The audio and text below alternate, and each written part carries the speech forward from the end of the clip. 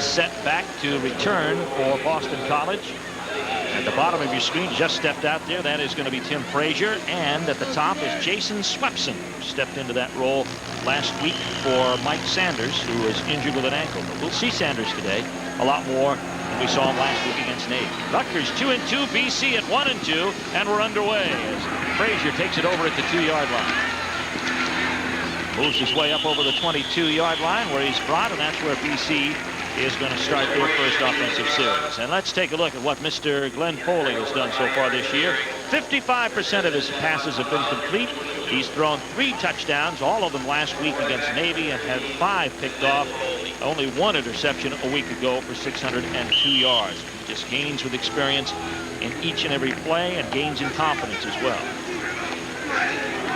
BC at its own 22-yard line, and that's where we'll start today's game, 1st and 10. Back to throw, Foley. Threw it to Andre Green, his wide receiver, and it is going to be incomplete. He trapped it. Let's take a look at the BC offense now as they come out. There's an important change. Foley, Toner is a good one at fullback.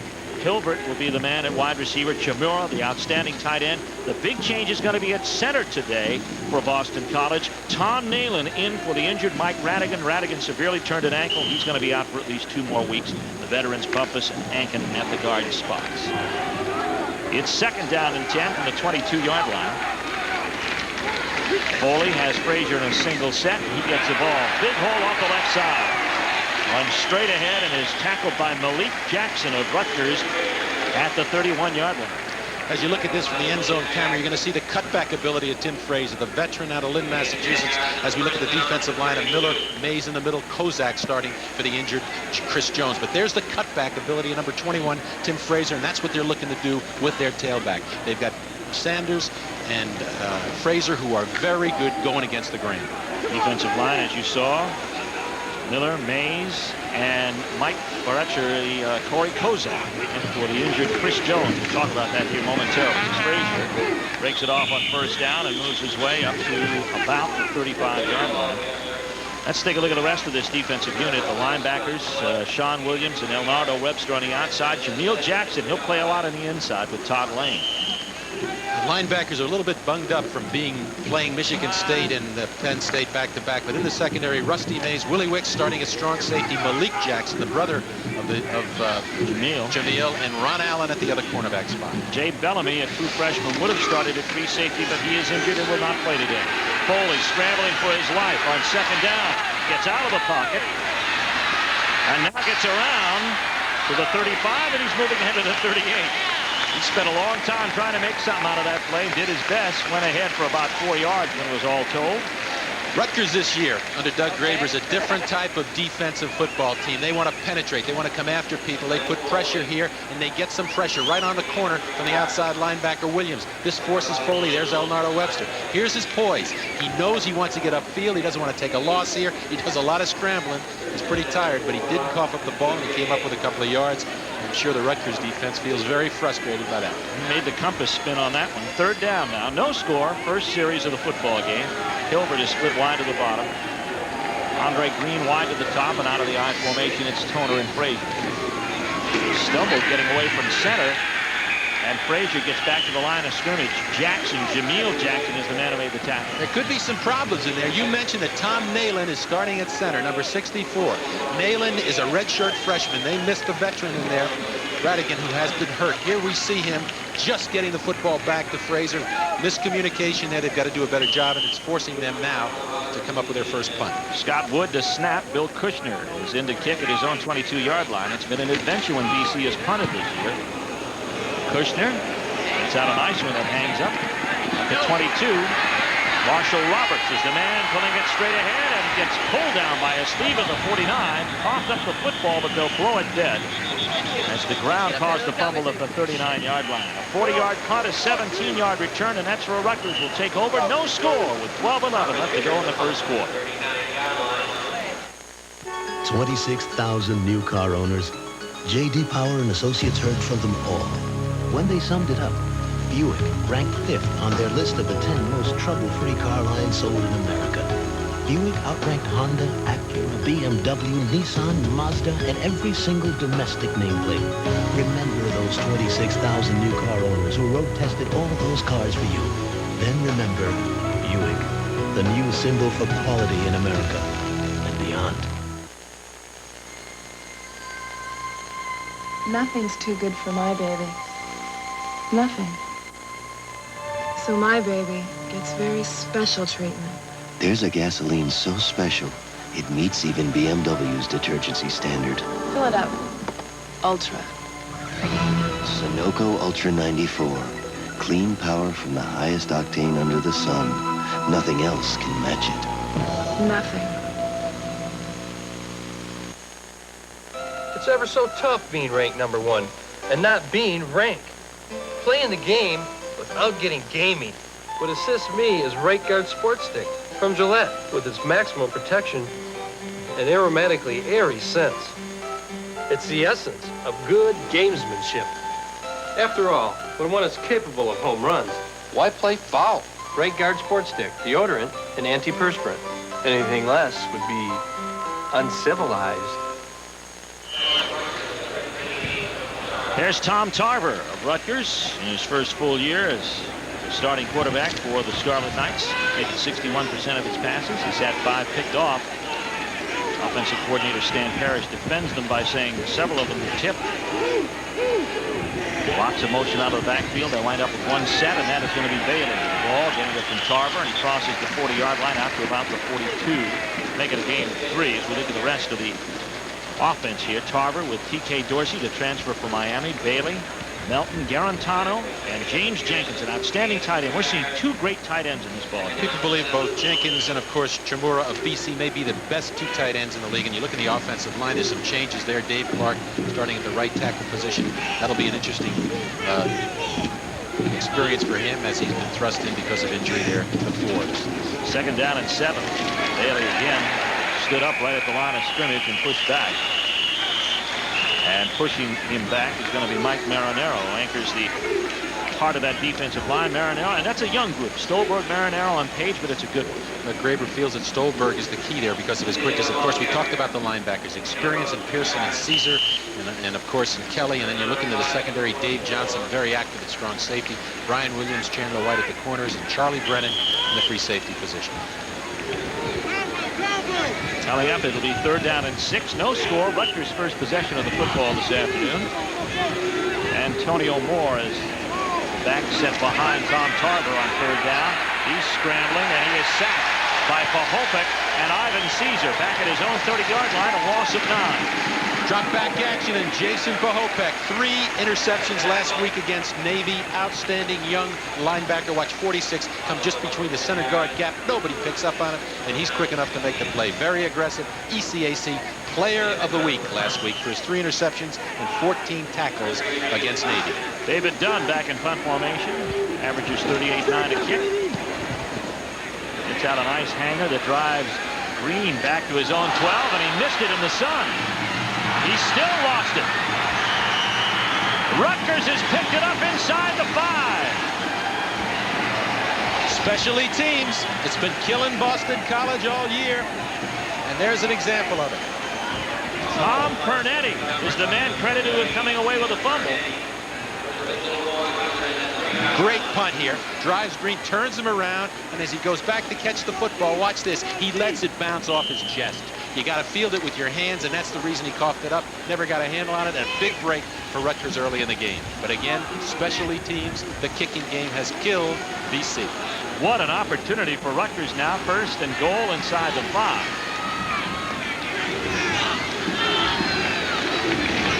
Here comes the handoff.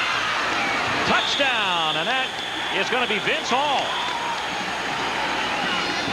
Hall with his first carry of the afternoon goes 4 yards into the end zone to put Rutgers on the scoreboard and make Mr. Graber a very happy fellow.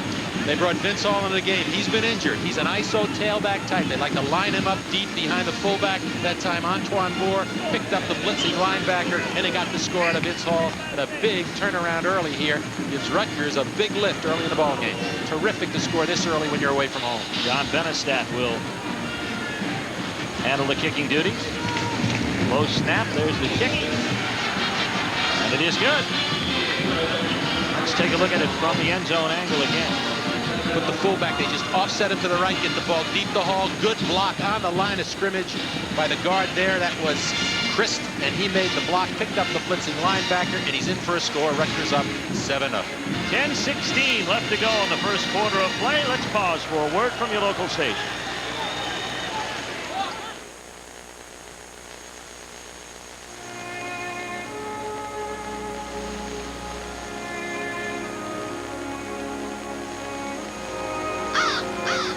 There are other ways to call Canada for less than AT&T. But with AT&T's Reach Out World plan, you can call Canada for 18 cents a minute with more operators, immediate credit, and faster connections. Act now and sign up for free before you make your next international call. Call AT&T. How hot can it get inside your car's engine?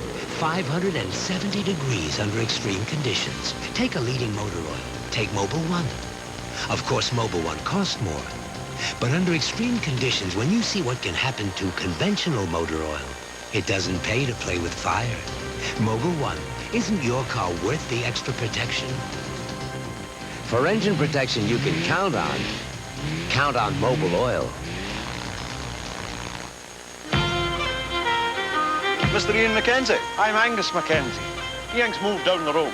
Today, with service to more than 180 countries, Oh, you'd be wanting Ian Alistair, Mackenzie. UPS delivers to nearly 4 billion people, Also for McKenzie. including the extraordinary concentration of Mackenzies along the northeast coast of Scotland. Mr. Ian Alistair McKenzie. No trouble finding me, did you, lad? No trouble at all. UPS, we run the tightest ship in the shipping business. Rutgers takes a 7-0 lead following a fumbled punt on this touchdown play by Vince Hall. Vince Hall comes in, the blitzing linebacker. Pahopek never gets there. Good block by number 60 at the left tackle position. Alan Mitchell. Hall's in the end zone. Rutgers on top early. Second career touchdown for Hall, and that's how long it took. First play after they recovered the fumble. Tim Pernetti picking it up after Andre Green put it on the ground inside the 12-yard line. He recovered it at the 4. That's where we sit right now with 10:16 left to go in the first. Rutgers leading by a score of 7-0. Benestad set to kick off. Deep to receive, Frazier and Swepson. Coming up to get it, Frazier. He loses it off his face mask, but Swepson recovers. Right up to the 18-yard line, and boy, that points out a problem that exists when it comes right down. The sun is in their eyes, and for the second straight time, different receiver, we see this almost the same result. Pick this up from the end zone. This is what you're looking at as the kick returner. And the sun definitely was a factor there as he went down to one knee to almost feel the ball. Fortunately, Swepson picked it up and saved another fumble. BC starts out on their own 19-yard line. What a shock to their system, down 7-0. And their offense has been on the field for a spell. Here's Foley. Off to Frazier, who stumbles as he cut back. Gets to about the 23-yard line. Gain on the play of 4. Looking to get some running going on the first down. Dick Curley, offensive coordinator, has said all along, people think we like to throw the football. Yes, we do, but we want to establish the running game, particularly the tailback. And we should see Frazier carrying the football a lot, especially on the early downs. Toner comes out of the sidelines, indicating it'll be a one-back offense this time around. Green is split wide to the top. Hilbert to the bottom. Foley hands off to Frazier. Leads Bicknell's block and goes over the 30-yard line. Good for a first down to the 31. Brought down on a tackle by Malik Jackson, the true freshman out of Elizabeth, New Jersey. Tim Frazier, the senior out of Lynn, Massachusetts, 5'9", 182 pounds, great quickness, great balance, and great durability. He came into this game with a 4.0 rushing average. He's a senior, and he has been a fine football player in many aspects for BC through some tough times. Rushed for 99 yards against Navy a week ago. He has 25 and 5 carries so far this afternoon. Got the first down, and he's in motion. Here's Toner. Toner trying to get around the interference and runs into Scott Miller right at the corner, and there's very little gain. Matter of fact, probably a loss of 1. Great pursuit by the Rutgers defense led by Miller, who's back off a knee injury. Watch Chamorro. He's got a key block on the end here. He's got to make the block on Williams, number 92, for Toner to have a chance to either cut it inside or outside. He does neither. He forces him back to the pursuit, and there's no chance for a gain. Good job by Sean Williams, big junior linebacker out of Burlington, New Jersey. There's Hilbert, could be a key player in this upcoming play. 2nd and 11. Back to throw. Foley. Big rush is on. He gets rid of it in time, but Green is not where the ball is. That's blitz. Both linebackers coming. Foley, the inexperienced quarterback, he's got to be able to read that and hit the hot receiver that time. Green has to read it also. He never turned to look for the football. Good pressure by Rutgers. They like to do that. That's what's different about their defense this year. Pressure the football. And you can tell that they do a lot of that because their linebackers, defensive backs have a lot of tackles for loss, a lot of sacks in their statistics so far this year. And Foley has to cope with that. He's looking at 3rd down and 11 at his own 31-yard line. His team trailing 7-0. Toner's back there for protection. 3 wide receivers to the top, 1 wide receiver to the bottom. Goes for the tight end Chimura and throws inside his shoulder. A flag is down on the play as Mays is there on the coverage with Malik Jackson and Willie Willis. Rusty Mays, number 20, is the nickel back. He's the extra back. There he is. He's a one-on-one on Chimura all the way down the field. Now, this is fine, but when Chimura looks back for the ball, he has to look back for the ball. He never does. Interference. And a big 1st down coming up for Boston College as they mark it off as Chimura with Mays in on the play. Again, Rutgers came with a blitz that time. The quarterback Foley read it and got the ball upfield as we look at Rusty Mays, the senior, going off the field right there. So they'll move the change as Foley gets his offense moved up near midfield. As you call out these formations, Steve, people hear single back. You know, I formation, single back offense, which is very popular these days as we look at the official here. Pass interference, defense, automatic 1st down. Both Rutgers, most teams run a single back at times. Rutgers features it almost exclusively. BC does it a lot. When they're in a single back, that puts a lot of pressure on the quarterback. He's the key guy. He's got to deliver with the pass or with the option runner. BC 1st and 10 near midfield. 3 yards shy of it. Operating out of the eye is Frazier. Reads Toner's block and moves his way out to the 49-yard line. Malik Jackson is in on the stop. And Corey Kozak. Malik Jackson, probably one of the most highly recruited football players in the country last year, out of the #1 football team in New Jersey, Elizabeth High School. Decided to go to Rutgers and join his brother, Jamil. There he is. And Malik and Jamil were outstanding basketball players. That was also an outstanding basketball school as well. Frazier now caught in his own backfield and tracked down by Williams. Miller and Williams in on the tackle along with Elnardo Webster, one of the leading tacklers for Rutgers. They've got some injuries up front. They lost Chris Jones, a sophomore tackle, coming into this game this week, and he was one of their outstanding young players. They've had to mix up, put Kozak at the tackle position, but they've got to get play out of guys like Williams, who's a veteran, Webster, the senior at the other outside linebacker position, and Scott Miller. If they're going to hang in this ball game defensively, the guys with experience have to come through today. They've done a good job on 1st down against Boston College of forcing them into another 3rd and long situation. 3 wide receivers to the bottom, 1 wide receiver to the top. Foley to throw as a man hot, and he was looking for Green. Covered very well by Marshall Roberts, incomplete. Good call by the official that time. Number 22 Roberts had position on him and ran with him, and actually he had to go over Roberts' back to get to the football. Good call, good defense by Rutgers. So that brings Bill Kushner back on the football field. Roberts goes back now in punt formation where he'll receive the kick of Bill Kushner. Kushner boomed a 40-yarder first time out. Rutgers on top 7-0, and they're about to get the ball back.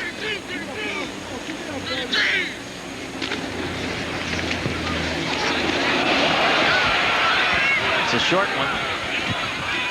Makes a BC bounce and then lunges out of bounds inside the 20 at the 19-yard line. So Rutgers will take over, leading here 7-0. A 33-yard punt by Kushner. 7:04 left to go in the first quarter of play at Chestnut Hill. It is punt return team to give up field position and eventually a touchdown, but his offense seems to be sputtering early against Rutgers. Rutgers offense is now on the field, 1st and 10, leading 7-0. Tom Tarver at quarterback. Good play action fake. Upfield has Garantano step for step with Chandler White, but overthrows him. Coming into this game, we asked Doug Graber what his feelings about Tom Tarver at this stage of the season. He said Tarver is an excellent faker, play faker off the play action. That time we saw it. He put the ball on his hip and he tried to hit his single receiver, Parentano, going up the sideline, but Chandler White was with him step to step. But Tom Tarver's got ability. He reads defense as well. He reads blitzes pretty well. And that time, he read the outside blitz by Kevin Pearson and put the ball in the air. Jay Dorsey. William Bailey are in the backfield now for Rutgers on 2nd and 10.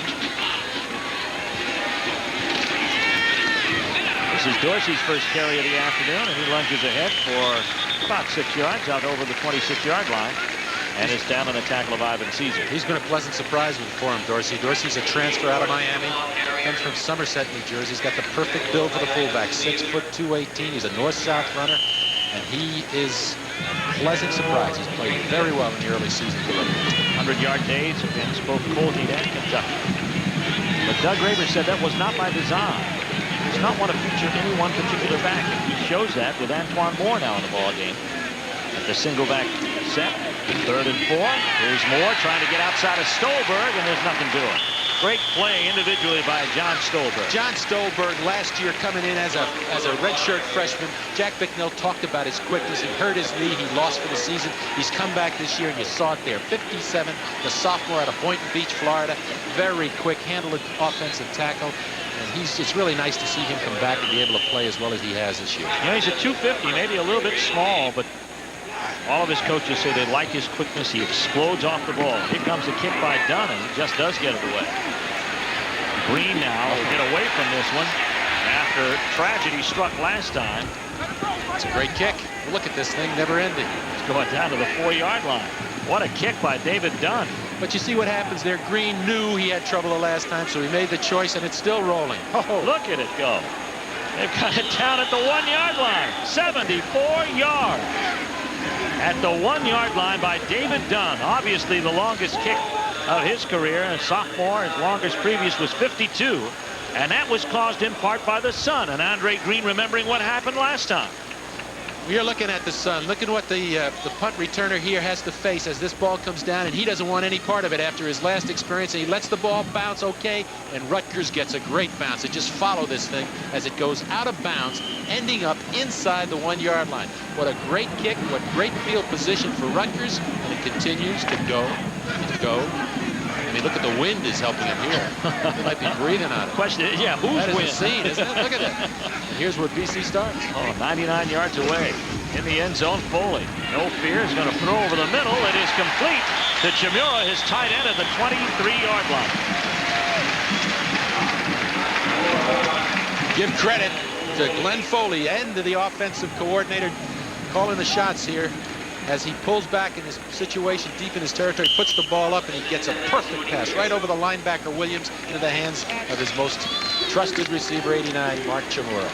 Chimura with 15 catches so far this season. That's number 16 in his first of the day. 1st and 10 now, BC. Toner can't get outside Elnardo Webster, and Webster rides him down behind the line of scrimmage. Maybe no gain on the play, if anything. Got to be impressed early in this game with the quickness of the Rutgers defense. They're up on the ball. There's Elnardo Webster, the senior out of Jersey City, 6'2", 235. He leads this team in tackles. He was an outstanding player for him last year. He's got experience. He's got great size for an outside linebacker. Through his career, he's been switched from offensive tackle to an outside linebacker, defensive tackle to outside linebacker. Sanders is now in the ballgame for BC as Foley finds Toner in the flats with a pass. It is complete, and he is brought down at the 26-yard line. It'll be a gain of about 2. Ron Allen comes up and makes a nice stop, helped by Elnardo Webster. Again, the BC passing attack has been the tight end primarily, getting the ball off to the backs in the flat. That time Foley had nowhere to go. The quickness of Ron Allen, the cornerback, and Elnardo Webster closed in on him. 4 minutes and 6 seconds left to go in the first quarter of play. Boston College trailing Rutgers 7-0 and looking at 3rd and 7 from their own 26. Perovich split wide bottom, Green split wide top. Sanders in motion. Bob McNell moved early, but apparently was set in time. Now the flag is thrown as they throw the ball to McNell at the 31-yard line, but the play is going to disintegrate from the start. John Sophie will tell us that. BC offense very sloppy in the early going.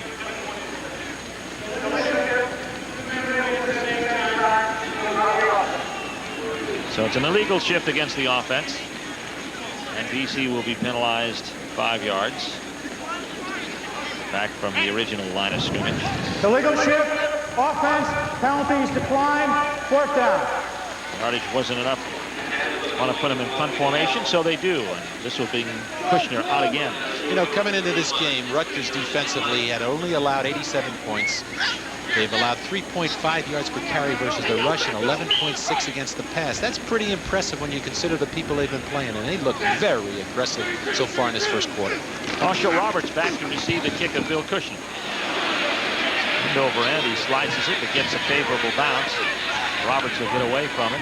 BC will let it roll to the 27-yard line. Wasn't pretty, but that's where Rutgers will pick up 1st and 10. 3:33 left to go in the first quarter of play. And stay tuned. At the conclusion of today's game, we'll be selecting a Schick Most Valuable Player from each team. Rutgers comes out without a huddle. 1st and 10 at their own 28. Melton in motion. Hand off to Bailey. There's a hole for a second, and it's closed down very, very quickly at the 29-yard line. Mike Marinero making the stop. No huddle again for Rutgers. Try to catch Boston College off guard. Keep them from making adjustments. This also hurts them from getting people on and off the field if they want in certain situations. Tarver, nice play fake, pass to the flats to Jenkins. Jenkins gets a great block and is brought down by Kelly at the 49-yard line. A gain of 19. Great faking, as we talked about Tarver's ability to do that. They continue to go without a huddle here, and they're moving the football. That was a bootleg action to the tight end, James Jenkins. So Tarver with a hurry-up offense, blessed with good field position near midfield.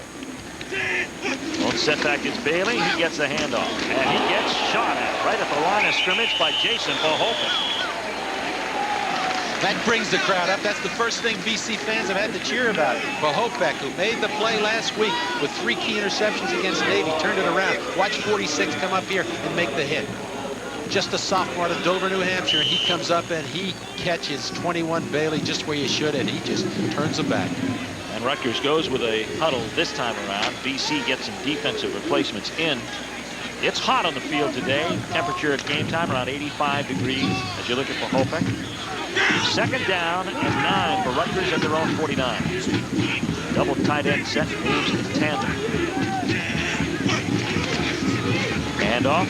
Bailey again hit right at the line of scrimmage, and he went backward. It looked like it was Kelly that time around. But Bohofen was the first hit. 46 came over, got to the football, made the hit on him. As he turned around, the rest of the flow of linebackers and defenders came in to make the hit. And there's another good one. 92, Matt Kelly, a senior out of New Canaan. He's been a starter for 2 years at 6'2", 228. The defensive series here for BC once they caught their breath from the no-huddle offense that Rutgers put on the field. It's 3rd down and 7 at the BC 49-yard line. Rutgers leading by a touchdown. Tarver, big rush is on. He'll be hauled down by Stolberg at the 40-yard line. See, BC does a lot of different things, and Graver was concerned about this. They come with a nickel back, but they blitz with the nickel back. Here comes both linebackers, Kelly 52, 92, and Bohofen and Stolberg. The defensive tackle beats the block of the offense and gets into the backfield. Great effort. They push him back, and they got him into a punting situation. And that has been a good situation for Rutgers. Dunn has averaged 64 yards. They almost get this kick, though. This will be his shortest of the day. Green fields it deftly at the 26. Johnson really got some pressure on Dunn that time, who had just kicked a school record 74-yarder. This one considerably shorter, cut the distance in half, and then take away some 33 yards for Dunn on this kick, and BC has the football back. And with the way the BC offense has been going, what you need from this team is something to get them going. The defense took over then when they had to. They forced situations. That's the kind of enthusiasm you need, and the BC offense now has to get started. Here we are, 52 seconds left in the first quarter. They really haven't moved the football at all. High formation. 1st and 10 at their own 26. Frazier chased in the backfield, rides off 2 tackles, but the 4th one gets him. That's Marshall Roberts. But a good job stringing that play out to Sean Williams, the linebacker. Sean Williams stayed at home. Fraser and Sanders are always looking to cut the ball back, and you've got to stay at home. Here we go. They start out to the left side. The people back here have to be around, and he was. To force that kind of pursuit, keep him laterally, and there comes Williams up to make the hit. You can't go with the flow of the play. They're too quick, those backs. They'll burn you. Louis Beto was the man who made the initial hit, but couldn't make it stick, but that slowed the play down. 2nd down and 11. Foley to throw. Upfield, his man is open. Complete at the 34-yard line. That's Ray Hilbert. Let's see what kind of a mark they give him. If they give him a generous one, he might have a first down. Well, they gave him a generous one because they're going to give him a first down. Right at the 38-yard line. And it's a good call, and he comes again to the veteran Hilbert out of Cincinnati Moeller High School. Watch him come back in the curl pattern here. Lots of patience by the quarterback, Foley. Good delivery. The only thing, it's a little bit high, and that really exposes him. But Hilbert hung in there tough and made the catch. We finished 1 quarter of play here at Chestnut Hill and Alumni Stadium. A warm October day, and right now it's Rutgers in the lead by a score of 7-0 on a Vince Hall touchdown following up Graver, new head football coach of Rutgers. His team leading the Boston College Eagles by a score of 7-0 as we take the turn into the 2nd quarter. Here is Glenn Foley out to throw for BC, has time and throws an interception to Jameel Jackson. Intended for Ray Hilbert. And Rutgers has picked up their 2nd turnover of the day. This one at their BC 48-yard line. That time they took the quarterback Foley and they rolled him out of the pocket because that gave him more time. He got good blocking up front, as you see here. He's got plenty of time, and what he does wrong, he forces the football. The linebacker's got a good drop, and Jackson is right in front of his intended receiver, number 86 Hilbert. He should not have thrown the football. It's his first career interception. Jack McNell. And the frustrations that go along with coaching, and particularly for him the last few years. And this year, going with a red-shirted freshman. For Foley thus far this season, that will be his 6th pass interception. 1st and 10, Rutgers. Toss goes to Bailey, and he's upset in his own backfield by David Johnson. What a play by Johnson coming in from the strong safety. He diagnosed the play. They came with a tight end to the wide side of the field. He came from the strong safety position, and just before the snap, he cheated up, and he made the perfect play on the corner, taking both the fullback and the lead block of the fullback and the guard out, never giving the back a chance to cut. As we have seen in the past couple of weeks that we have seen this BC football team, their defense has been level with and above the task at hand in most cases, and they've done a good job this afternoon. Play fake by Tarver. Back to throw. Big pressure on. Caesar chases him out of the pocket and eventually out of bounds. Good choice by Tarver that time. He waited, it wasn't there. He elected to tuck it and get it out of bounds instead of putting the ball up for a possible interception or turnover. He's got field position here. He wants to keep it. Got 3 yards out of that play, actually. Brings up 3rd down and about 11 at the BC 48-yard line. 14-11 left to go first half. Rutgers up 7-0. Tarver in command. Tarver won out of early season battle over Bill Chesna to take the position to succeed Scott Ernie as quarterback of the Scarlet Knights. He's got Dorsey and Bailey as his setbacks.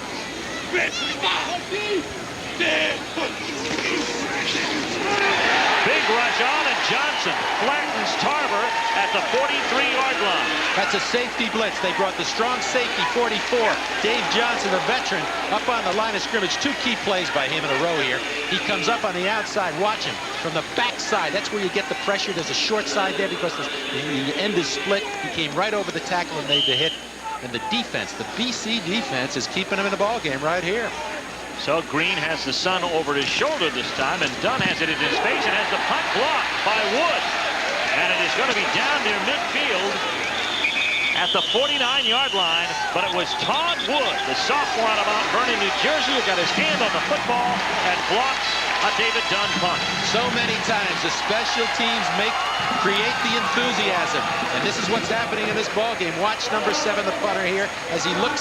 Here comes Dunn. You'll see number 3 right from the outside and gets that left hand up in his face, and he gets a piece of it, and BC has good field position. So turnovers have played a role in this game so far. As you look at Todd Wood, Rutgers has forced 2. They cashed in on 1. They weren't able to cash in on the Glenn Foley interception. And now Boston College now on a punt situation where they were going to get the ball back anyway, have much better field position caused by their special teams. Todd Wood with the punt. He is the nickelback. Defensive set comes in. Often on third down. Here's Foley to Frazier. Frazier, great open field tackle by Sean Williams.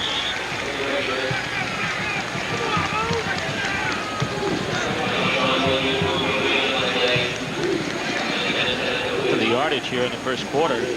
Only 7 points on the scoreboard, but Boston College 74 yards on the ground. Rutgers has the points on the board, but they didn't have to move far once they recovered that fumbled punt. They got it at the 4-yard line and knocked it in the very next play. Defense has been the key. Both teams have good ones. Second down and 10. Foley, pass complete to Chamorro. He's down to the 47-yard line, or 43-yard line, pardon me, and it's going to be a gain of 7. Louis Vito is in on the stop as Chamorro picks up his second reception. You can't say enough about Mark Chamorro, a junior out of South Deerfield, Massachusetts. He's got the size, 6'6", 237. He's got excellent hands. He's got the ability to get those short patterns, the possession-type pattern. But they'll hit him deep, and they'll look for him up the middle. Durable kid. He's been outstanding. And the leading receiver, as we said many times last year, the leading tight end receiver in the country. About more passes than any other tight end. And here's Glenn Foley. 3rd and 2. BC trailing 7-0. Foley to throw. Pass is tipped, and it'll go incomplete. Intended. Looked like it was intended for Frazier, and Webster was the man who got a hand on it. So far in this game, Rutgers is getting great play from their outside linebackers, Elnardo Webster and Sean Williams. As we look at Willie Wilkes, who's been injured, and he's been forced back into the starting lineup at strong safety today. A senior out of North Bergen, New Jersey. Wilkes is important to him. He was a starter at strong safety. He was injured, and to move some people around today, he comes back to it to give some support. Kushner gets the punt away, nails this one, and it's going to go into the end zone. It'll come out on a touchback to the 20-yard line. A 42-yard kick by Bill Kushner at the 12:08 mark here. So Boston College gives the ball up, and Rutgers will get it back with the sun in their eyes. Be right back here for Army and Boston College on most of these same stations at 12 noon. The Cadets under Jim Young in his final season at Army against these same Boston College Eagles. Rutgers comes out 1st and 10 at their own 20, leading 7-0. Play fake to Dorsey. The pass complete in the flats. It's going to be Jenkins, the tight end. He's finally hammered down by Tom McManus. But it's not before an 8-yard gain. Great play fake that time. First down call. They get the ball on their own 20-yard line. Jenkins, the tight end. And watch the play action here as he fakes to Dorsey. He comes off. The tight end just slides into the flat away from the flow. Single coverage by 44 Dave Johnson. Nice game. James Jenkins has been a pleasant surprise this year for Doug Graber. He's come back to football, and he's done everything he's asked of him as a blocker and as a leader on his ball. 2 touchdown passes thus far this season, and that's his 2nd catch today. 2nd down and 2. Dorsey stumbles into the hole and may have stumbled his way to a 1st down. Marinero is in on the tackle. T.K. Dorsey with the carry, and it is a 1st down here for Rutgers as they move the chains. But you talk about the execution of Tarver, and he does play fake very well, and that holds the linebackers at home. He does a nice job with that. He does a nice job on the ball of automaticing and reading deep blitzes, and that's the big thing he's got to do, because that's part of the game today. People are going to come after him, especially now in a single back coverage. 2 wide outs, 1 to each side. 1st and 10. Tarver with a quick out. Finds his man. And it is complete out to about the 35-yard line. That's going to be Chris Brantley from Teaneck, New Jersey, his 6th reception of the season. What they like to do is they like to have substitutions, multiple formations, Rutgers, with groupings. They'll bring 2 wideouts, 2 tight ends. They play them together that time. They brought Chris Brantley into the game. Brantley is very quick. He's got real speed. He can run. They're not big, but they're quick, and Brantley in particular is a good possession receiver. He split wide to the bottom. To the top side, it's Randy Jackson. On 2nd down and 5. Tarver gives it to Dorsey. Explodes toward the hole. Gets tripped up and gets out to about the 37-yard line. Very tough to run misdirection or slower developing plays, like to draw plays against BC because of the linebackers. They flow to the football. They stay at home. They got experience. And that time, they just wanted to slip Dorsey inside. The linebacker was there. That time, it was Pahopek and Kelly. Stolberg out. John Ravenna is in at that right defensive tackle spot. Ravenna regarded as an excellent pass rusher. As Foley talks with the offensive coordinator, Dick Curl, situated there beside Barry Gallup on the offensive sideline. 3rd down and about 4. Draw play goes to Moore, and Pahopek would have none of it. Mahopik with the stop with help from Kelly. Hard to run those kind of plays against BC. They stay at home. They're very disciplined and very aggressive. Watch 46 and 92. They redraw right away. They come up inside the block of the tackle. Number 75 in that case, Owens, and they make the play on the line of scrimmage. BC's defense, as you mentioned, and they've done it all year, keeps them in the ball game. They've got to get themselves going offensively now. Been feast or famine with David Dunn. He averages 40 yards a kick today, but he's had one block and he's had one of 74 yards. This one hangs up there and drives Green back to his 20. Green slips before he can pick up some blocking after the 21-yard line. A return of 1 after the 42-yard kick by David Dunn. So Boston College will take over, trailing in this ball game by a score of 7-0. You're building on your right. John Hancock building on the left. And down there, just below both of them, Fenway Park, where the Red Sox will play tonight at Boston Garden, a little further in. Now there's a mix-up here as BC gets ready to snap. The snap never did come away, and Foley found himself without the football. New center, Tom Nalen, took it ahead, and there's a penalty flag on the play. And you got to believe that's a problem. You got to believe the fact that they go in there with a redshirt freshman, Nalen at center, working with Foley, is a problem as we look at the call the other way, because Rutgers jumped offside and the center, to his credit, snapped the football. So here I am trying to explain Nalen to him, and he works a good play for him. Give him credit. Nalen did the job. He just, his quarterback wasn't expecting it. That's right, but that's the way to do it. You see that guy come across the line of scrimmage? You snap the football. First and 5 now for BC at their own 26-yard line. Down here 7-0. Second quarter. Penalty flag on the play. BC was in motion. That was going to be a reverse. They were trying to get the ball and bring number 21 Fraser, who was lined up as a flanker, back across the grain. He was not set a full count. Exactly. John Sophie will make the call. It's a dead ball foul. It's a false start. False start on the offense. Good job. Good job, John. Good explanation. Okay. So Glenn Foley's back and looking at 1st and 10. At their own 21-yard line. Bob McNell comes into the ball game, coming out in Toner, so you got a double tight end set. Keith Miller is in at a wide receiver. Jack McNell, his record at Boston College and at Maine. He was a longtime assistant to Joe Ukika at BC before moving to Maine. Graduate of Montclair State and originally enrolled at Rutgers. Here's Foley across the middle, man, complete, and that is Miller near midfield. They'll mark him out at the 47-yard line. Good job! Good job!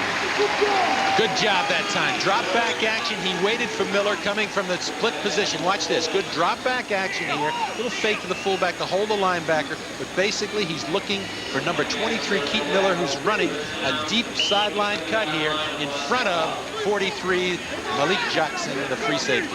26 yards on the game. 1st and 10 at the 47-yard line of BC. Foley to throw. Over the middle, and completed. Shamura down the left sideline, and he's headed for a touchdown.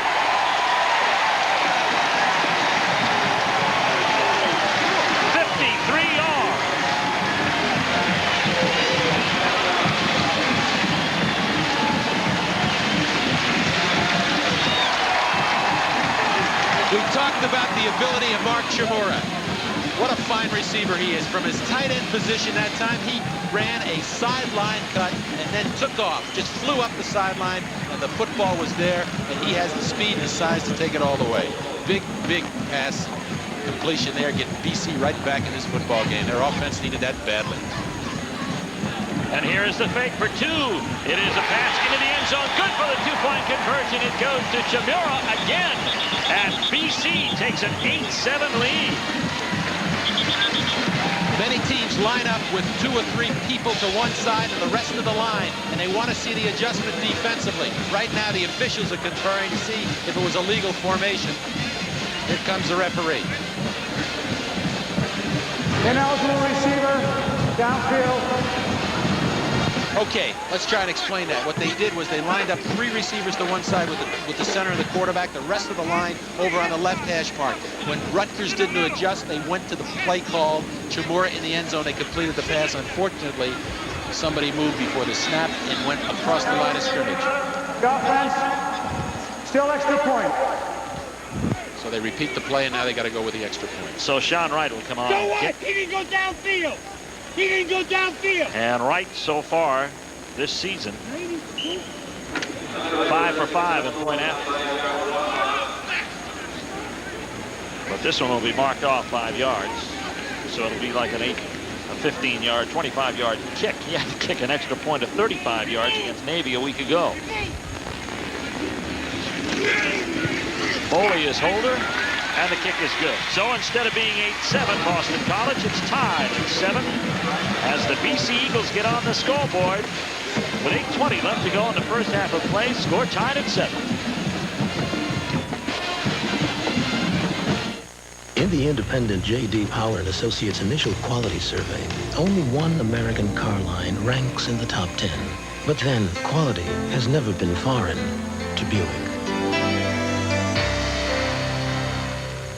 The world is watching Buick.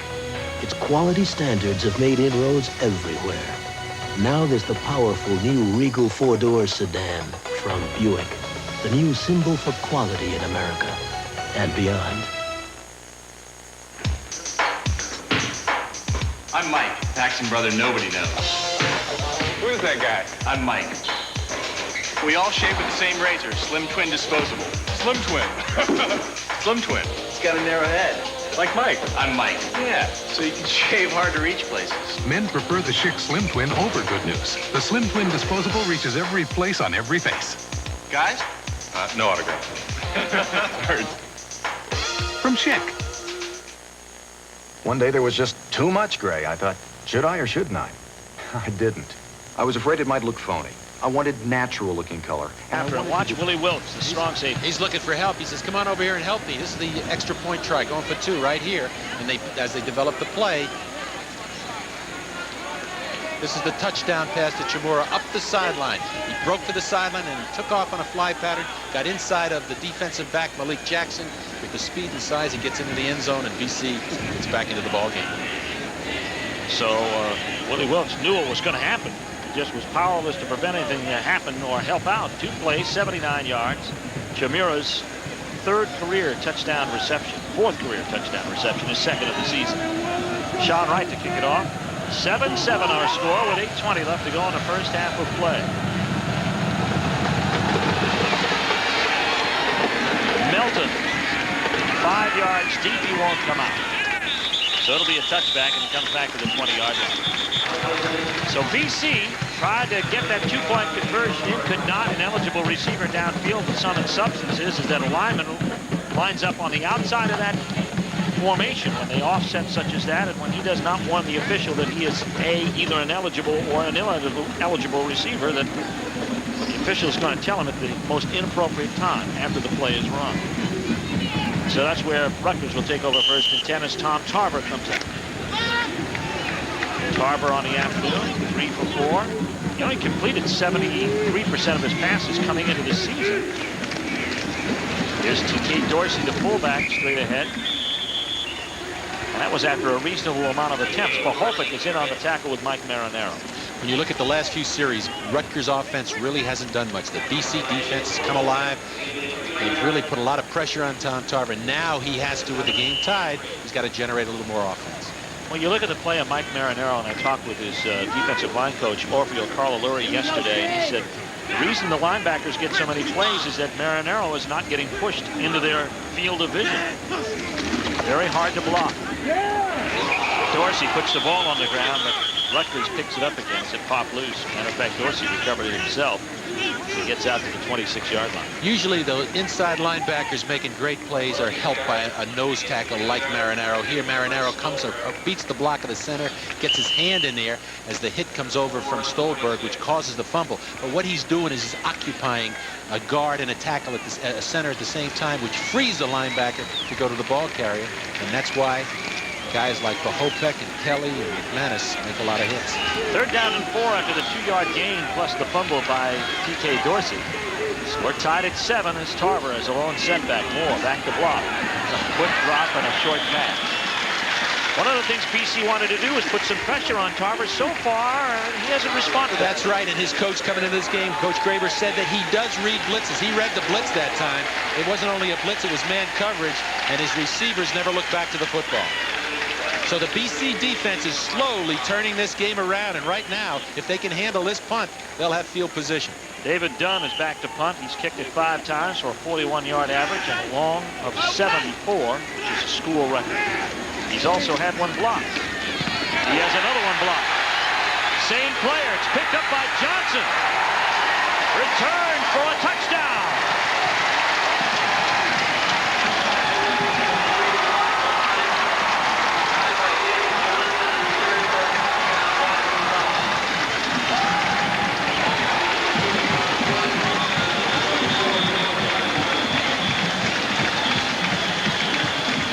Watch this play. They're pressured. The linebackers are coming. Chandler White's in there. A whole host of people. There's number 44, the senior out of Cherry Hill, New Jersey. Dave Johnson, and he scores. He's a tough, talented veteran. Big play there by number 3. Todd Wood, second big play by Wood out of Mount Vernon, New York. So BC takes the lead 13-7 as they get set to come in and kick the point after. Now you think maybe they go back and recant the decision to possibly go for 2 last time, possibly do it this time. We have an injured player for Boston College in the end zone, Ivan Boyd, on the punt coverage team, and he's laying in the end zone as you see him being worked on. Hey, PB, what's up, man? 2 big plays by Todd Wood, the sophomore, getting his hands on that punt. Scoring on a block punt by David Johnson. Now they're offset again. Foley received the kick. He looks at the adjustment. BC gets back. They'll line up in a more conventional manner for the point after by Wright.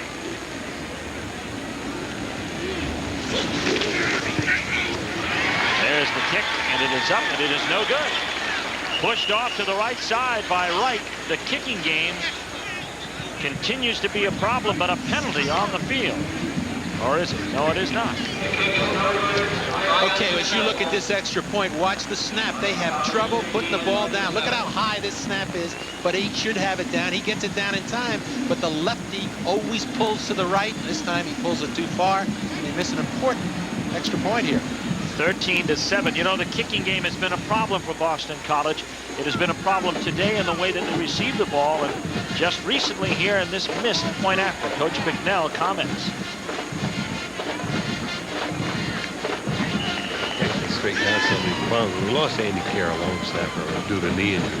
Of course, we were hurting a little bit that position. I think we're going to be okay there now, but we've got to get kids to relax. The punter's got to relax, and the snappers have got to relax. And there's a lot of pressure on these kids. Nobody realizes how difficult it is to snap that ball right back to a guy's hands and he can put it down and kick it. It's more than just a kicker. And it's been a concern, but if you work on it too hard, if you make everybody more nervous, then of course it gets worse. So I hope it'll be fine. Well, the kicking game has been most prominent this afternoon for both teams. A fumbled punt return set up Rutgers' touchdown. A block kick now has been responsible on a punt. 2 block punts for Rutgers, but one of them turned directly into a touchdown by Boston College.